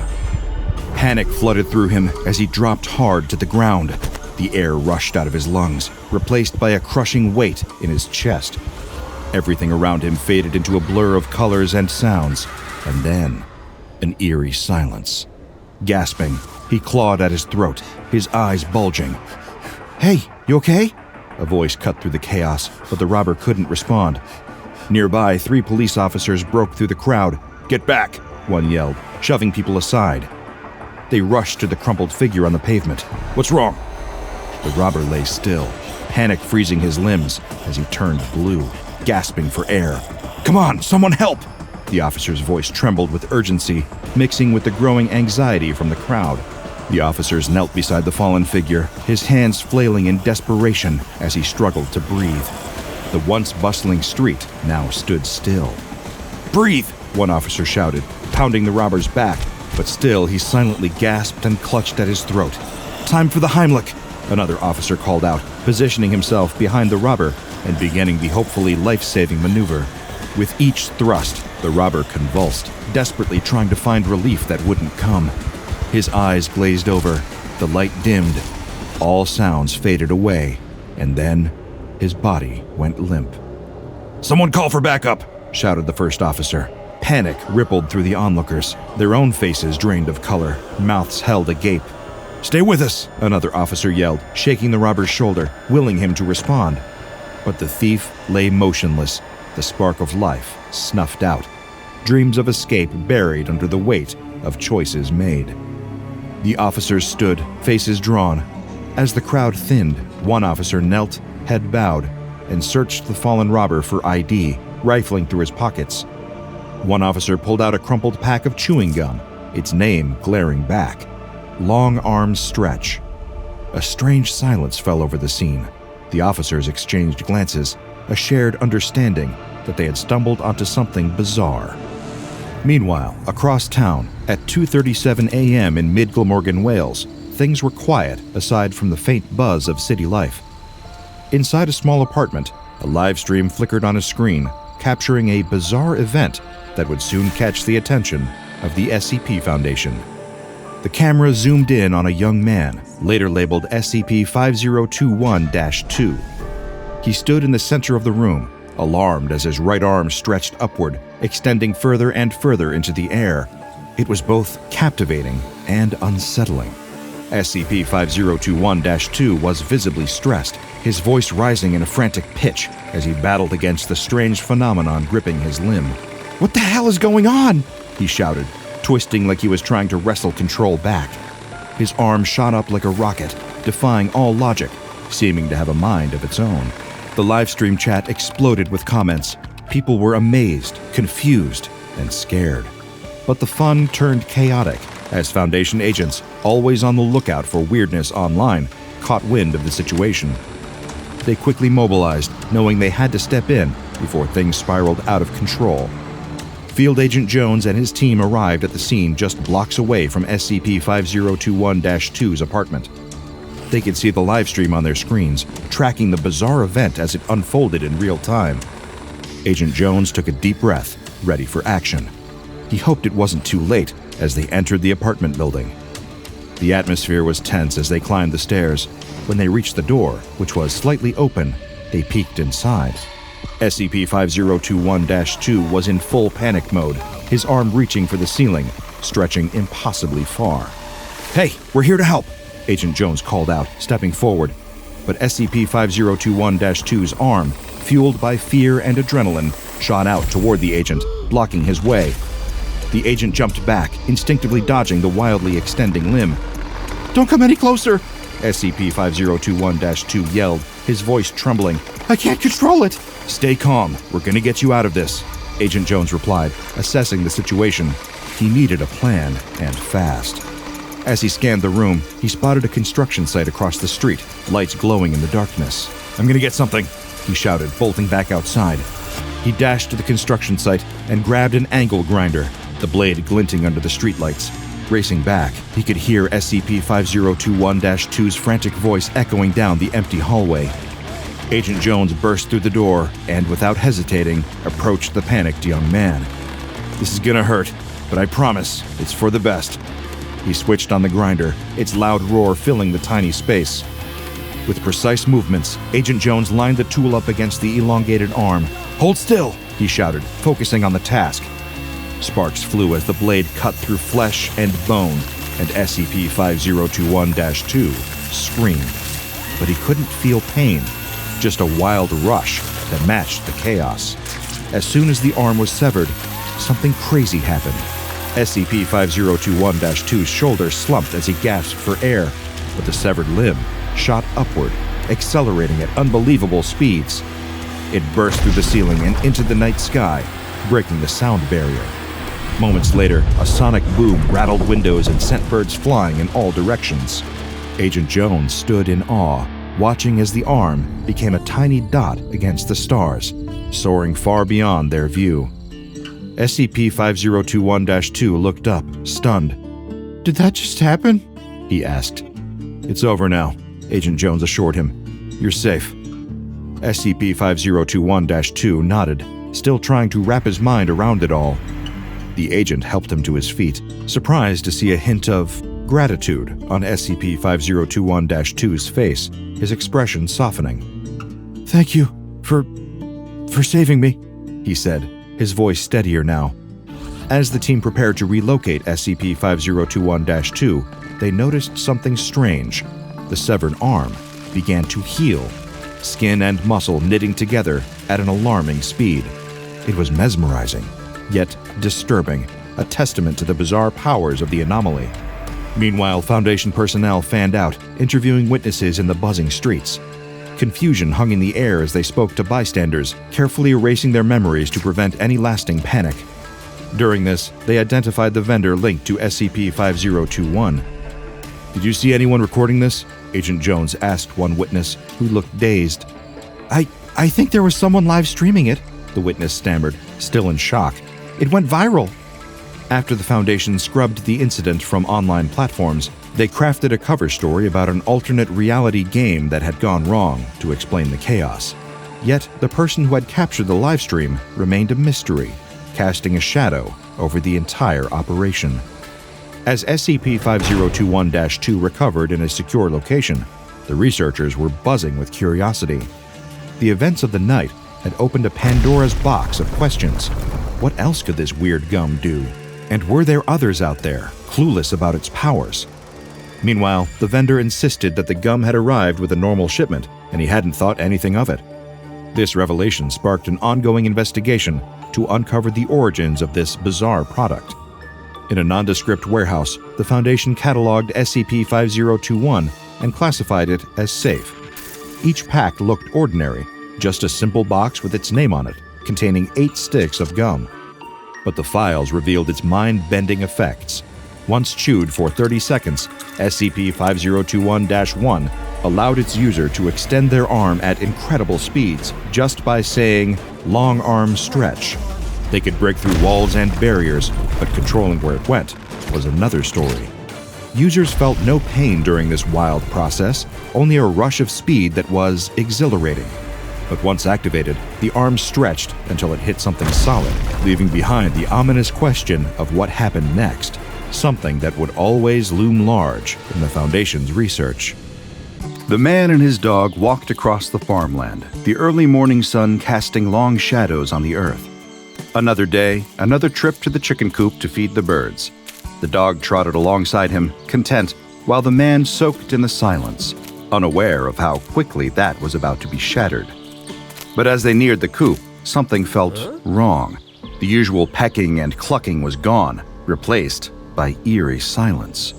Several chickens lay motionless, their bodies twisted unnaturally, feathers matted with dried blood. Their eyes were wide open, frozen mid-scream. The dog's tail shot straight, hackles bristling. A low growl rose in its throat. Then it erupted into a sharp, frantic bark, eyes locked upward. The man followed its gaze. At first, all he saw was sky. Then, a sound. A buzz like a mosquito, but deeper, meaner. He squinted, and there it was. A drone, hovering high above, sleek and metallic, its proboscis glinting in the sun. "Great," the man muttered, the words low and dry, the anger bubbling under the surface. "Just great." He grabbed several rocks from the ground and hurled them at the drone. The rocks missed by a good 5 feet. The drone buzzed off into the sky, seemingly in retreat. The man stood still. Even though the drone had disappeared, He knew this wasn't over, not by a long shot. By nightfall, the man still couldn't shake the feeling that something was wrong. He stood at the stove, stirring a pot of stew, but his focus was slipping. His dog was pacing back and forth, barking at the windows and the darkness beyond. "Relax," the man muttered, but it came out more like a reflex than anything that might calm the dog. He tried to ignore it, shoving the unease down as he flipped through the TV channels, letting the hum of the screen drown out the barking. But the dog wasn't having it. Its barks grew more frantic, like it could sense something the man couldn't. The man exhaled sharply, annoyed. He looked out the window. Nothing. Just the dark, empty yard. But then, there it was again. That low, buzzing hum. It hovered behind the tree line, waiting for the perfect moment, like a predator eyeing its prey. It could feel him, the man. He was its target. The drone wasn't done yet. It wasn't going anywhere until it had its revenge. Inside the house, the man could feel it. The hairs on the back of his neck stood up, but he didn't look outside. Not yet. The dog's barking escalated, high-pitched, frantic. It was almost desperate now. The man ignored it. He locked all the windows, trying to push it out of his mind, but no matter how hard he tried, that buzzing sound stayed in his head. The drone was still out there, watching him, waiting. The next morning, the man went about his day. He peered outside, half expecting the drone to be hovering there like some eerie metallic sentinel. But the sky was clear, and for a brief moment, he felt something he hadn't in a while. Relief. He sighed, the weight on his shoulders easing just a bit. Maybe it was just a fluke. Maybe he could finally get some peace and clean the side of the house. He grabbed the industrial hose. No more procrastinating. The dirt had been building up for far too long. He started spraying down the side of the house, the water blasting against the grime. His dog, ever the watchful companion, was barking again, though. He ignored it, focused on the job. He didn't even glance back. Behind him, though, something was happening. The drone reappeared, ominously hovering just above him. It came in slowly at first, like a shadow, its presence growing heavier with each beat of its rotors. The dog saw it, of course. The dog always saw it coming, but the man was too busy to notice. In a flash, the dog ran. Without thinking, it jumped onto the man, knocking him to the ground just as the drone swooped down, its metallic proboscis just inches away from the man's face, a heartbeat away from disaster. The man's eyes widened as he hit the dirt, his breath catching. "What the?" He turned his head and saw the drone, quickly realizing just how close he had come to being skewered. The dog was already backing away, standing guard, like it knew it had just saved the man's life. The man scrambled to his feet. He grabbed the industrial hose and turned it on full blast. He aimed at the drone. The water shot forward with such force it could have knocked a brick wall down. The drone easily outmaneuvered the stream of water. It quickly retreated, buzzing angrily as it fled back into the sky. The man stood there, panting, watching the drone go. He gave the hose one last shake, muttering to himself, "Well, that's one way to spend my morning." That night, while the man and his dog ate dinner, the atmosphere in the house felt a little off. The dog, who had been calm moments ago, suddenly tensed up. His ears pricked and his eyes locked on the window. The man paused mid-bite. His dog's sudden shift wasn't just paranoia. The animal was sharp, and the man knew enough now to listen. He set his fork down and cautiously walked toward the window, the dog's low growl growing louder with each step. He peeked outside, eyes scanning the darkness. Nothing. Just the moonlit yard and a few stray shadows. But of course, the drone had no intention of being seen. From its hiding spot behind a thick tree, it observed them. Its sensors focused on the man and his dog, monitoring every slight movement. It didn't need to get any closer, not yet. It had all the time in the world. Back inside, the man turned away from the window, sighing. "Nothing," he muttered to himself. The dog's growling hadn't subsided. It was just too quiet. The man grabbed the phone and dialed the police. This had to be dealt with. When the officer picked up, the man wasted no time. "Listen, I've got a drone on my property. It's been stalking me, and it's acting like it's ready to attack." The officer interrupted, voice flat. "Sounds like a prank, sir. Maybe some kids messing around." The man's grip tightened on the phone. "I'm telling you, it's been circling my house all day." There was a pause, followed by a slow sigh from the officer. Sure, okay. Just stay inside and keep your doors locked, all right? The man didn't even bother to respond. He hung up, muttering curses under his breath. The man closed the curtains, then turned off the lights throughout his house one by one. It was time for bed. From its position outside, the drone's sensors flickered, adjusting as it tracked the man's movements through the windows. It watched as the man moved through the house, one last trace of light left as he shut off the final switch. The drone's systems blinked with irritation. The dark was its enemy. Without the glowing outline of the man's figure behind the curtains, it had no clear way of knowing where he was. It had lost sight of its prey. The man stood in the silence of the dark. He couldn't help but feel that it wasn't over. The drone, wherever it was still out there, lurking. The next morning, the man had to venture outside the safety of his home again. This time, it was to till the fields. He took a long look around before stepping out of the house. No sign of the drone. He walked to the barn where his tractor was stored, trying to shake off the unease crawling up his spine. He glanced at his dog, who had gone completely still, ears pricked and eyes fixed on the horizon. But the dog didn't need to bark this time. The man knew better. His dog was growling a warning, and his dog was never wrong. Without a second thought, the man broke into a run toward the barn. His boots hit the dirt hard, each step more frantic than the last. His dog followed just behind him. They reached the tractor and jumped in. The man breathed a sigh of relief as the tractor door slammed shut. His heart was pounding, but then it hit him. He didn't have anything to defend himself with if that drone came at him again. His shotgun, his hunting gear, everything was a few feet away in the shed. The same shed he'd have to sprint to from the field he'd be tilling if things went south. He gritted his teeth and braced himself. The drone hovered just out of view, watching from behind the barn door. Its sensors tracked every movement, every shift in the man's stance. It was patient. It knew the man would slip up sooner or later, and then the tractor door creaked open. The man stepped out of the tractor and made a dash for his hunting gear. Before he could blink, the drone dove at him like a bullet. But just in the nick of time, the man turned around, shotgun in hand, and fired. The blast rang out, and the drone jerked back, clipped in the underbelly. It didn't drop, but it did pull away, buzzing furiously as it went. The man exhaled a breath he didn't know he'd been holding, watching the drone fly off into the distance. He'd done it. He'd scared it off. For now, at least. He grinned to himself, a sense of pride swelling in his chest. He'd protected himself, protected his property. The drone wasn't going to ruin his day. He hopped back into his tractor, his loyal four-legged friend beside him. The engine roared to life, and together they drove off to the field surrounding his house. The tilling went by uneventfully at first. The tractor hummed steadily, cutting through the soil as the man focused on the task. But then he noticed his dog, his loyal four-legged friend, acting a little off. The dog, used to having the windows down to sniff the air, now just stared out the window, looking miserable. His wet nose pressed against the glass, the longing in his eyes obvious as he tried to get a whiff of the breeze that always made him happy.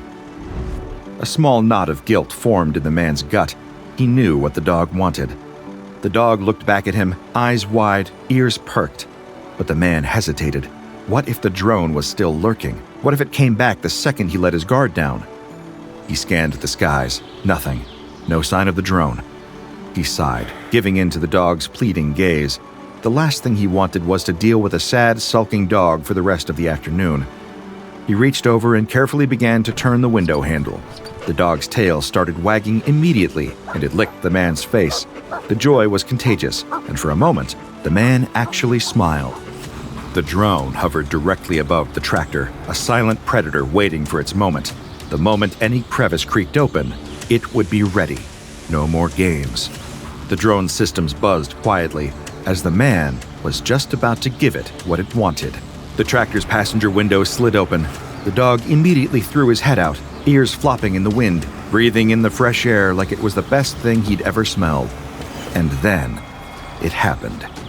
Seemingly out of nowhere, the drone descended from above, its proboscis shooting down with terrifying precision. It struck the dog's skull, sinking in with a sickening thud. The dog yelped once, sharp and desperate, and then went completely limp before the man even had time to react. His heart froze. The world seemed to stop. He slammed his foot on the brake, the tractor skidding to a halt. He didn't even register the sound of the engine grinding to a stop. His hands shook as he reached for the dog, but there was nothing to do. His loyal companion was not moving. The drone, like some twisted creature of the night, hovered beside the open window, its proboscis still glistening with the remnants of its strike.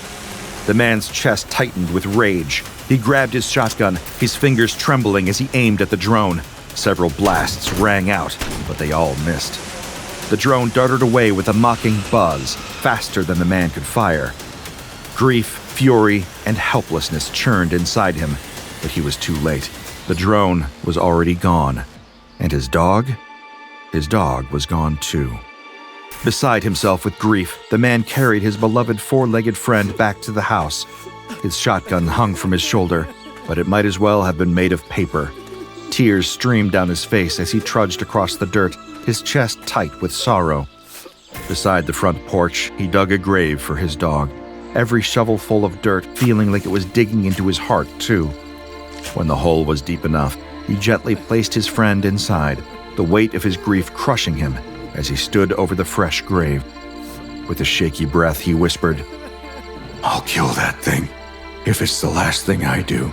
That night, the man ate dinner alone. His dog's empty bowl sat beside him like a cruel reminder. He couldn't look at it without feeling the sharp sting of loss in his chest. The food, the silence, everything felt wrong. Emotion bubbled up in his eyes again, and just as he wiped the tears away, a faint buzzing filled the air. From just outside, the drone hovered, its sensors locking onto the man in the kitchen. It wouldn't leave him alone, not until it had finished what he started. The man's head snapped up, and he saw the drone hovering outside his kitchen window. The thing was trying to break in. It bumped into the glass, a soft thud, then another, each bump more aggravated than the last. The man stood up, shaking. Without a second thought, he closed the shutters. Then he closed the shutters on every other window in the house, locking them tight. But as he stood there, breathing heavily, he knew it wouldn't stop there. He waited, listening, trying to understand what its next move would be. The buzzing faded, but just as the man began to sigh with relief, the buzzing grew louder as the drone came closer to the house. This time, it went for the front door. It slammed its proboscis against the knob, pushing, testing, looking for a way inside. The man bolted to the door, throwing a chair in front of it to block the drone's relentless assault. His hands shook, but he did it anyway. He backed away, trying to catch his breath. He flopped onto the couch, exhausted. He thought he was safe now, inside his home, behind locked doors. He wasn't. The drone circled the house, its frustration growing with each failed attempt to break through. Its proboscis thrusted uselessly against the door, but it couldn't get in that way. It knew that, but it wasn't done. The man had attacked it. He'd hurt it, and it would make him pay. The drone flew around the house, searching for a weak spot. The windows locked. The door barricaded. It scanned the perimeter of the house. There had to be an entry point. Its internal systems started chiming with glee. It found a weak spot. The chimney. The one place the man hadn't thought to protect. The drone hovered toward it, its systems calculating, planning. Grief-stricken and defeated, the man sat aimlessly on the couch, staring into space. The drone's buzzing was the last thing on his mind, until he heard something else, a soft rattle. The rattle grew louder, turning into a steady, unyielding hum. His heart dropped into his stomach as he realized where it was coming from. The drone emerged from the fireplace. The man jumped up in terror, his heart hammering in his chest. He turned and ran through the house, the drone hot on his heels. He grabbed anything he could, a book, a chair, a vase, and hurled it at the drone. The drone dodged each item effortlessly, buzzing toward him relentlessly, never slowing. Desperation clawed at the man. He dashed through the house, trying to lose it, trying to escape, but there was no escaping. In a panic, he threw open the refrigerator door, and by some miracle, with sheer blunt force, he knocked the drone to the kitchen floor. The man stood there, gasping for air, heart racing. His mind was a blur of confusion, half expecting the thing to jump back up and finish what it started. But the drone lay there, still. It was almost too quiet. He exhaled, a shaky breath of relief. He was done with this. He had won. Hadn't he? He took a cautious step forward, eyes narrowed, ready for whatever move it might pull next. And then, just like that, the drone sprang to life. Its proboscis shot out like a snake striking in the dark. Before he could react, it hit him. The man gasped, his world starting to fade to black. The last thing he heard was the whirl of the drone's blades. Then nothing. SCP-160, an anomaly classified by the Foundation as Euclid. Let's talk about this little flying nightmare, shall we? What we have here is a Quadriflyer Unmanned Aerial Vehicle, the UAV, measuring about 1.1 meters across at its widest point. It looks like something you'd expect from the next-gen tech catalog, but of course, the fine details have been conveniently wiped clean. No manufacturer logos, no identifying marks, just a sleek, untraceable machine, because clearly the world needed something like this. Now, SCP-160 operates autonomously with no apparent external control. It's essentially a flying predator. Its behavior is reminiscent of birds of prey, except this one's made of metal and hell-bent on finding its next meal. This drone actively hunts small animals, rodents, rabbits, miniature dogs, you name it. Once it locks onto its prey, it dives down at insane speeds, impaling the unfortunate animal with a metallic proboscis. That's when the fun begins.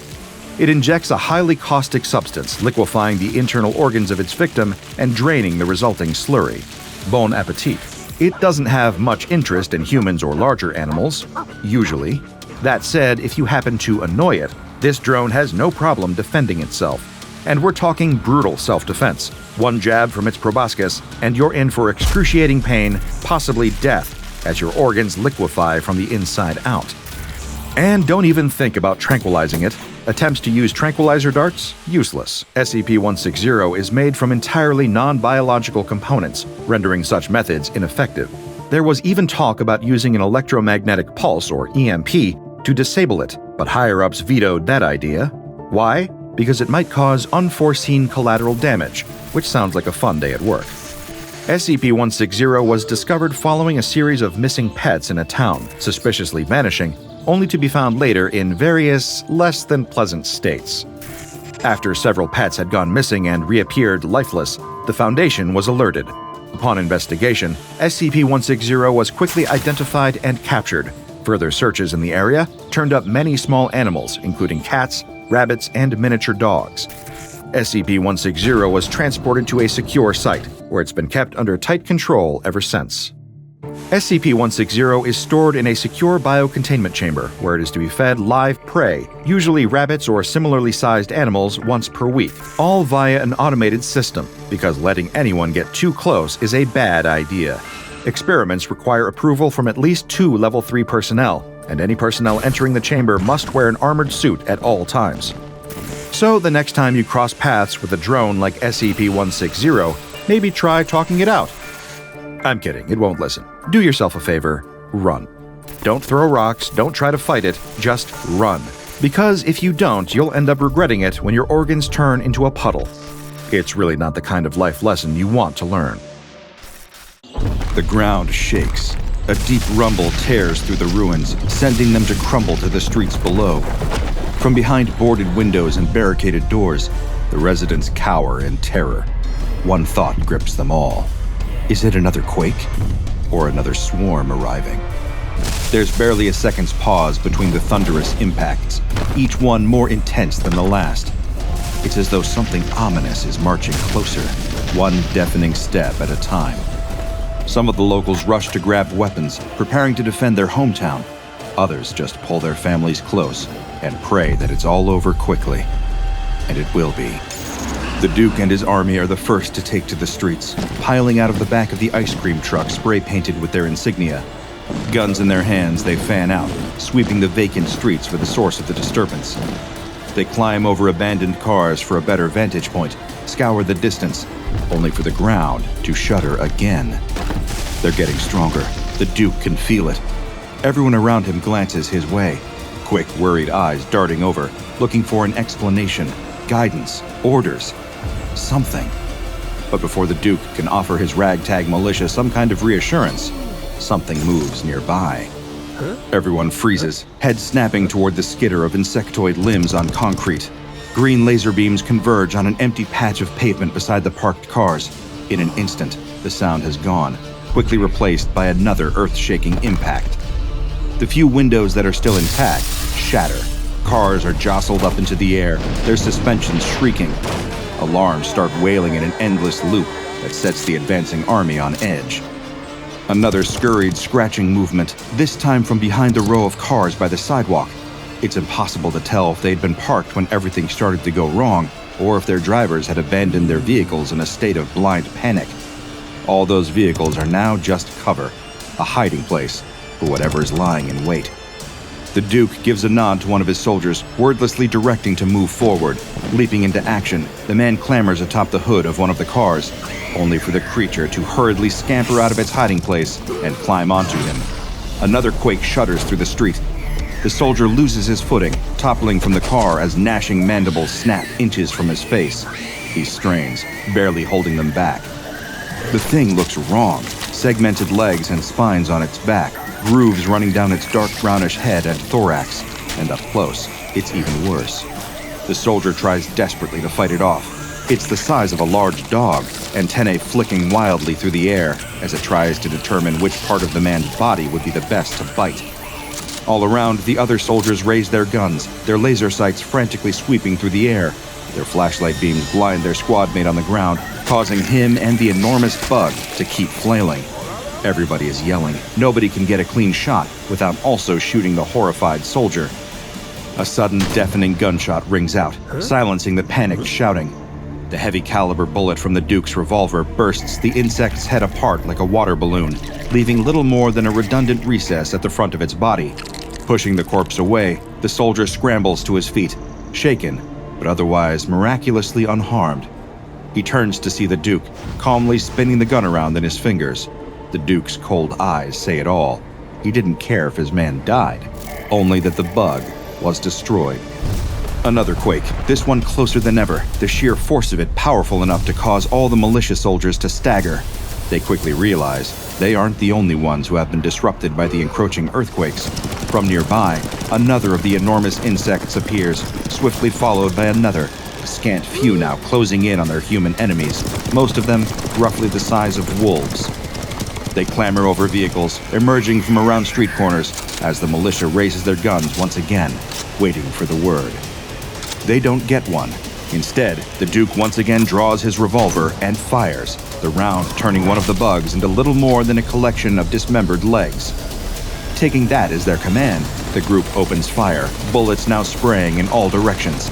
At the noise, the insects scatter, their movements becoming faster and more erratic as they try to advance on the soldier's position. Most don't make it closer than a few feet before being caught in the path of the automatic gunfire, bursting into ruined remnants of exoskeletons. But the more that the soldiers kill, the more that appear in their wake. A huge torrent of bugs sweeps the street, pouring out of every crevice and charging over the fallen bodies of the other members of their colony. The survivors' guns start to give empty, hollow clicks as their ammunition runs dry. One of the soldiers nearest to the oncoming swarm is pounced on by several enormous insects, then vanishes from view. His piercing screams are the only sign he remains before the swarm engulfs him completely. Firing the last round in his revolver, the Duke turns and runs, leaving the rest of his men to the incoming mass of bugs. He forces himself to block out their blood-curdling screams as they're eviscerated, chunks of their flesh caught between mandibles and pulled away, or apart, by the creatures. Their bite strength is powerful enough to tear steel. The swarm has no problem cleaving through human muscle and bone. As his soldiers are overrun, the Duke dashes down a nearby alleyway, hoping to cut between the two derelict buildings and find a viable escape route to the next street. But he's met by a dead end. Behind him, he hears the chittering of mandibles and the gentle creep of insect legs. He turns, his revolver raised, and squeezes the trigger at the lone bug. The weapon gives a redundant click, and the Duke is left defenseless, with nowhere to run. He casts his eyes to the heavens and waits for the inevitable. Then, he sees it. Another quake has brought something else with it. High above the buildings, a vast, shadowy object casts a silhouette against the sky. It's so huge it practically blocks out all daylight. It looms like a great gigantic vessel, slowly passing overhead. except it's not passing at all. It's descending. Every second, it's getting lower and lower. In mere moments, it's already made contact with the taller buildings in town, crushing them beneath its weight, bringing whatever is left of their top floors crumbling down to street level. The vast shadow drifts overhead. At first, it seems to descend for a landing, but with every passing second, its true scale emerges. From the ground, it looms colossal, drowning the entire district in darkness.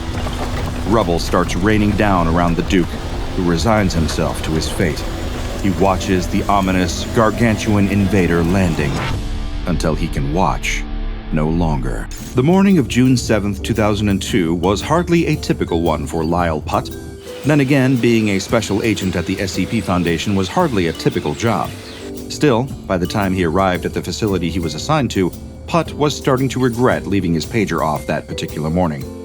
Walking from the parking lot over to the research personnel entrance, he'd been expecting to be put through the same usual routine: security checks and specialized scans, joining the line of everyone else as they were all checked for any potentially hazardous anomalous material or conditions. But this morning, there were no security checks. Instead, a member of site personnel grabbed the agent and pulled him forcefully into the building, hurriedly half-explaining that there was no time for protocols. They'd been trying to reach Putt all morning, and that he needed to get to a briefing room right away, because there was a situation in New Jersey. Inside was chaos. Researchers were dashing from room to room, some throwing whatever files they had been examining to the floor. Special Agent Putt tried to get some kind of answer about what was going on, but the security officer kept insisting they couldn't tell him. They hadn't been authorized to divulge that information, and that it would be easier if Putt just attended the emergency briefing. A briefing he was, apparently, late for.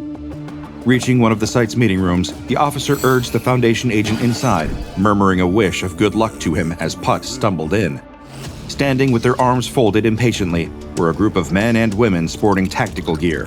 An insignia of a large, serpent-like being coiled around a tall building with a pointed spire was emblazoned on the patches on the shoulders of their uniforms: Mobile Task Force Pi-1, or more often referred to by their operational codename of the City Slickers. This situation really was serious, Lyle silently realized. MTF Pi-1 were the team the Foundation sent out to investigate, contain, or clean up any anomalies that appeared in densely populated urban environments. They were often deployed throughout the New York metropolitan area, and if something bad had gone down in Jersey, then it was no wonder the Slickers had been called in. Looking sternly at Agent Putt across the room, lead researcher Gus McGinley cleared his throat and noted that they could begin. Behind him, an image of a highway map was being projected onto the wall, focused on an area about 3 miles north from Morristown, New Jersey, and 30 miles west of New York City. It was a small intersection between Route 202 and Route 10, barely big enough for a small village, let alone a town. Yet, despite this, the area was labeled as Littleton, New Jersey. As McGinley began to explain, the image being projected on the wall changed, this time to a God's eye view photograph of the same intersection. Sure enough, there was the town, captured by satellite imagery, and according to McGinley, the photo had been taken less than 24 hours ago. The next image was from this morning. Putt and the members of Pi-1 squinted at the projection, trying to discern the difference between the two pictures. It was like the most high-stakes game of spot the difference ever conceived. It wasn't until lead researcher McGinley clicked along to an up-close view of the same image that the difference became impossible to miss. The whole area was empty. McGinley spelled out the situation plainly. At approximately 0300 hours Eastern Standard Time, the town of Littleton had spontaneously vanished. All attempts by the Foundation to contact residents of the area had failed. There was no sign of any of them anywhere. Satellites had run thermal scans of the area and had been unable to locate the missing residents or the infrastructure of the town. Most of the buildings in the area were older houses built in the late 18th or early 19th centuries, and those had all vanished too. Naturally, an entire town disappearing could be a potential public relations nightmare for the SCP Foundation, and this had been the source of all the morning's commotion. Researchers were being pulled away from other containment projects to help assist field agents with coordinating a cover-up in order to maintain the Foundation's secrecy and prevent the public from gaining any knowledge of the anomalies. A hard thing to do when a whole town suddenly vanishes from existence. So far, the Foundation's only measure was to intercept all calls to Littleton, diverting anyone who tried to reach relatives there with the cover story of maintenance on the local phone lines. Naturally, before Lyle had even finished his morning coffee, the Foundation had been working frantically to determine why the town of Littleton had disappeared. They were trying to determine the cause of the anomaly while simultaneously attempting to get out ahead of any potential PR fires that it might cause. But so far, the Foundation had found no evidence of dimensional anomalies to explain the town's disappearance. The fate of Littleton and all its residents remained unknown, though everyone feared the worst. As the Foundation prepared to deploy an investigative team led by Agent Putt, they remained unaware of the truth. The residents of Littleton were already in grave danger, and the worst was yet to come.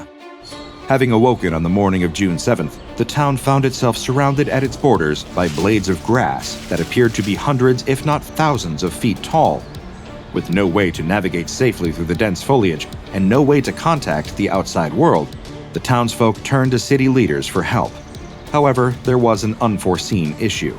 By pure happenstance, that was the day that the winning mayoral candidate for the town of Littleton was due to be announced. Given the unprecedented nature of the situation that they now found themselves in, it appeared that judicial processes would need to be halted.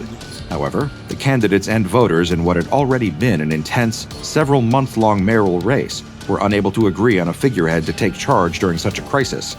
This resulted in widespread disagreements about what to do, with many residents aligning with one of two potential leaders, the current sitting mayor of Littleton and her rival in the aforementioned race. Instead of settling the race, this candidate declared a premature victory and insisted that his opponent was using this current crisis to circumvent the electoral process. These two groups of opposing viewpoints quickly became two radical, militant, armed factions. The tension between these militias was only exacerbated when the town of Littleton started being attacked by what appeared to be gigantic insects of indeterminate origin. It took 3 days for the SCP Foundation to dispatch an investigative unit to the scene. Lead researcher McGinley had assigned Foundation Agent Putt to coordinate the team tasked with surveying the surrounding area. Meanwhile, a detachment of Mobile Task Force Pi-1 was sent to provide tactical support. It was suspected by Lyle that his assignment to the front of the survey unit was partially a retaliatory measure for his late attendance to the briefing on the incident, though he could find no evidence to support this notion. On June 10th, the Foundation team and their MTF escort arrived on site, searching the area around the forgotten New Jersey town. The intersection of highways running through the middle of Littleton had seemingly vanished along with the town and its inhabitants, with 4 disconnected roads leading to a vacant space in the middle of them.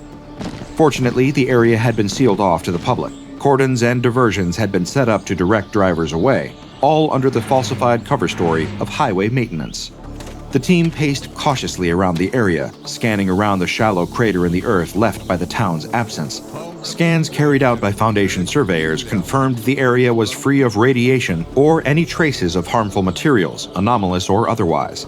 Agent Lyle had half been expecting, or hoping because it would have been simpler, to find Littleton hidden behind an invisible domed force field or stuck in some pocket dimension adjacent to reality. But as he clambered into the muddy crater, staring at little more than vacant dirt, it started to seem there really was no trace of the missing town, until he heard a loud crunch under his foot. SCP-6287 refers to the town of Littleton, New Jersey, which disappeared along with all of its residents. Despite the SCP Foundation's best efforts, the exact location of the town could not be ascertained. That is, until a Foundation investigation team that included Agent Lyle Putt was dispatched to the area. SCP-6287 was discovered when structural debris was recovered from Agent Putt's right boot, which was confirmed to match the buildings and flora of SCP-6287. It appears, through some anomalous means, the entire town had been reduced to an area of roughly 5 centimeters cubed, leading to it remaining undetected until Agent Putt's fateful misstep. The impact of Agent Putt's boot resulted in the deaths of approximately 600 of the town's 780 residents. All subsequent efforts made by the Foundation to communicate with and assist the miniaturized survivors were unsuccessful. Due to their reduced stature, complications arose that made saving the remaining inhabitants unfeasible. It has been speculated by Foundation researchers that whatever caused the town to reduce in size may also have triggered some form of time dilation, resulting in the residents of Littleton experiencing the flow of time at a reduced rate. While it took 3 days for them to be located, this could have lasted as long as a month from their perspective. Researchers speculated that such prolonged isolation may have destabilized the community. Cut off from the outside world, they may have descended into lawlessness and violence. With no food, water, or other vital supplies, survival alone could have driven them to turn on one another. Without a way to effectively communicate with survivors, exactly what occurred there after the shrinking is unknown. Some have suggested that nearby colonies of Tetramorium immigrants, also known as pavement ants, may have viewed the miniaturized humans as a potential threat or source of food. These ants normally establish their colonies under pavement and are highly adapted to live in urban and suburban habitats. They are also known to attempt to conquer new areas and will attack neighboring colonies, often resulting in the deaths of thousands of pavement ants on the sidewalks of cities and towns. If any colonies of pavement ants were present in Littleton, they would have vastly outnumbered the human residents, as well as appearing to be abnormally large. Following the incident, SCP-6287 is awaiting a reclassification from Euclid class to neutralized. Agent Putt has been issued with no disciplinary action as a result of his actions. He was placed on a 6-month period of paid leave. He also received a referral to an SCP Foundation anomalous trauma counselor for his role in inadvertently killing 600 people. The exact phenomena that caused the town of Littleton to shrink remains unknown at present. Check out the DrBob Patreon and become a junior researcher today. Now go and watch another entry from the files of DrBob, like SCP-3852, More Bodies in the Water, Small Town Justice.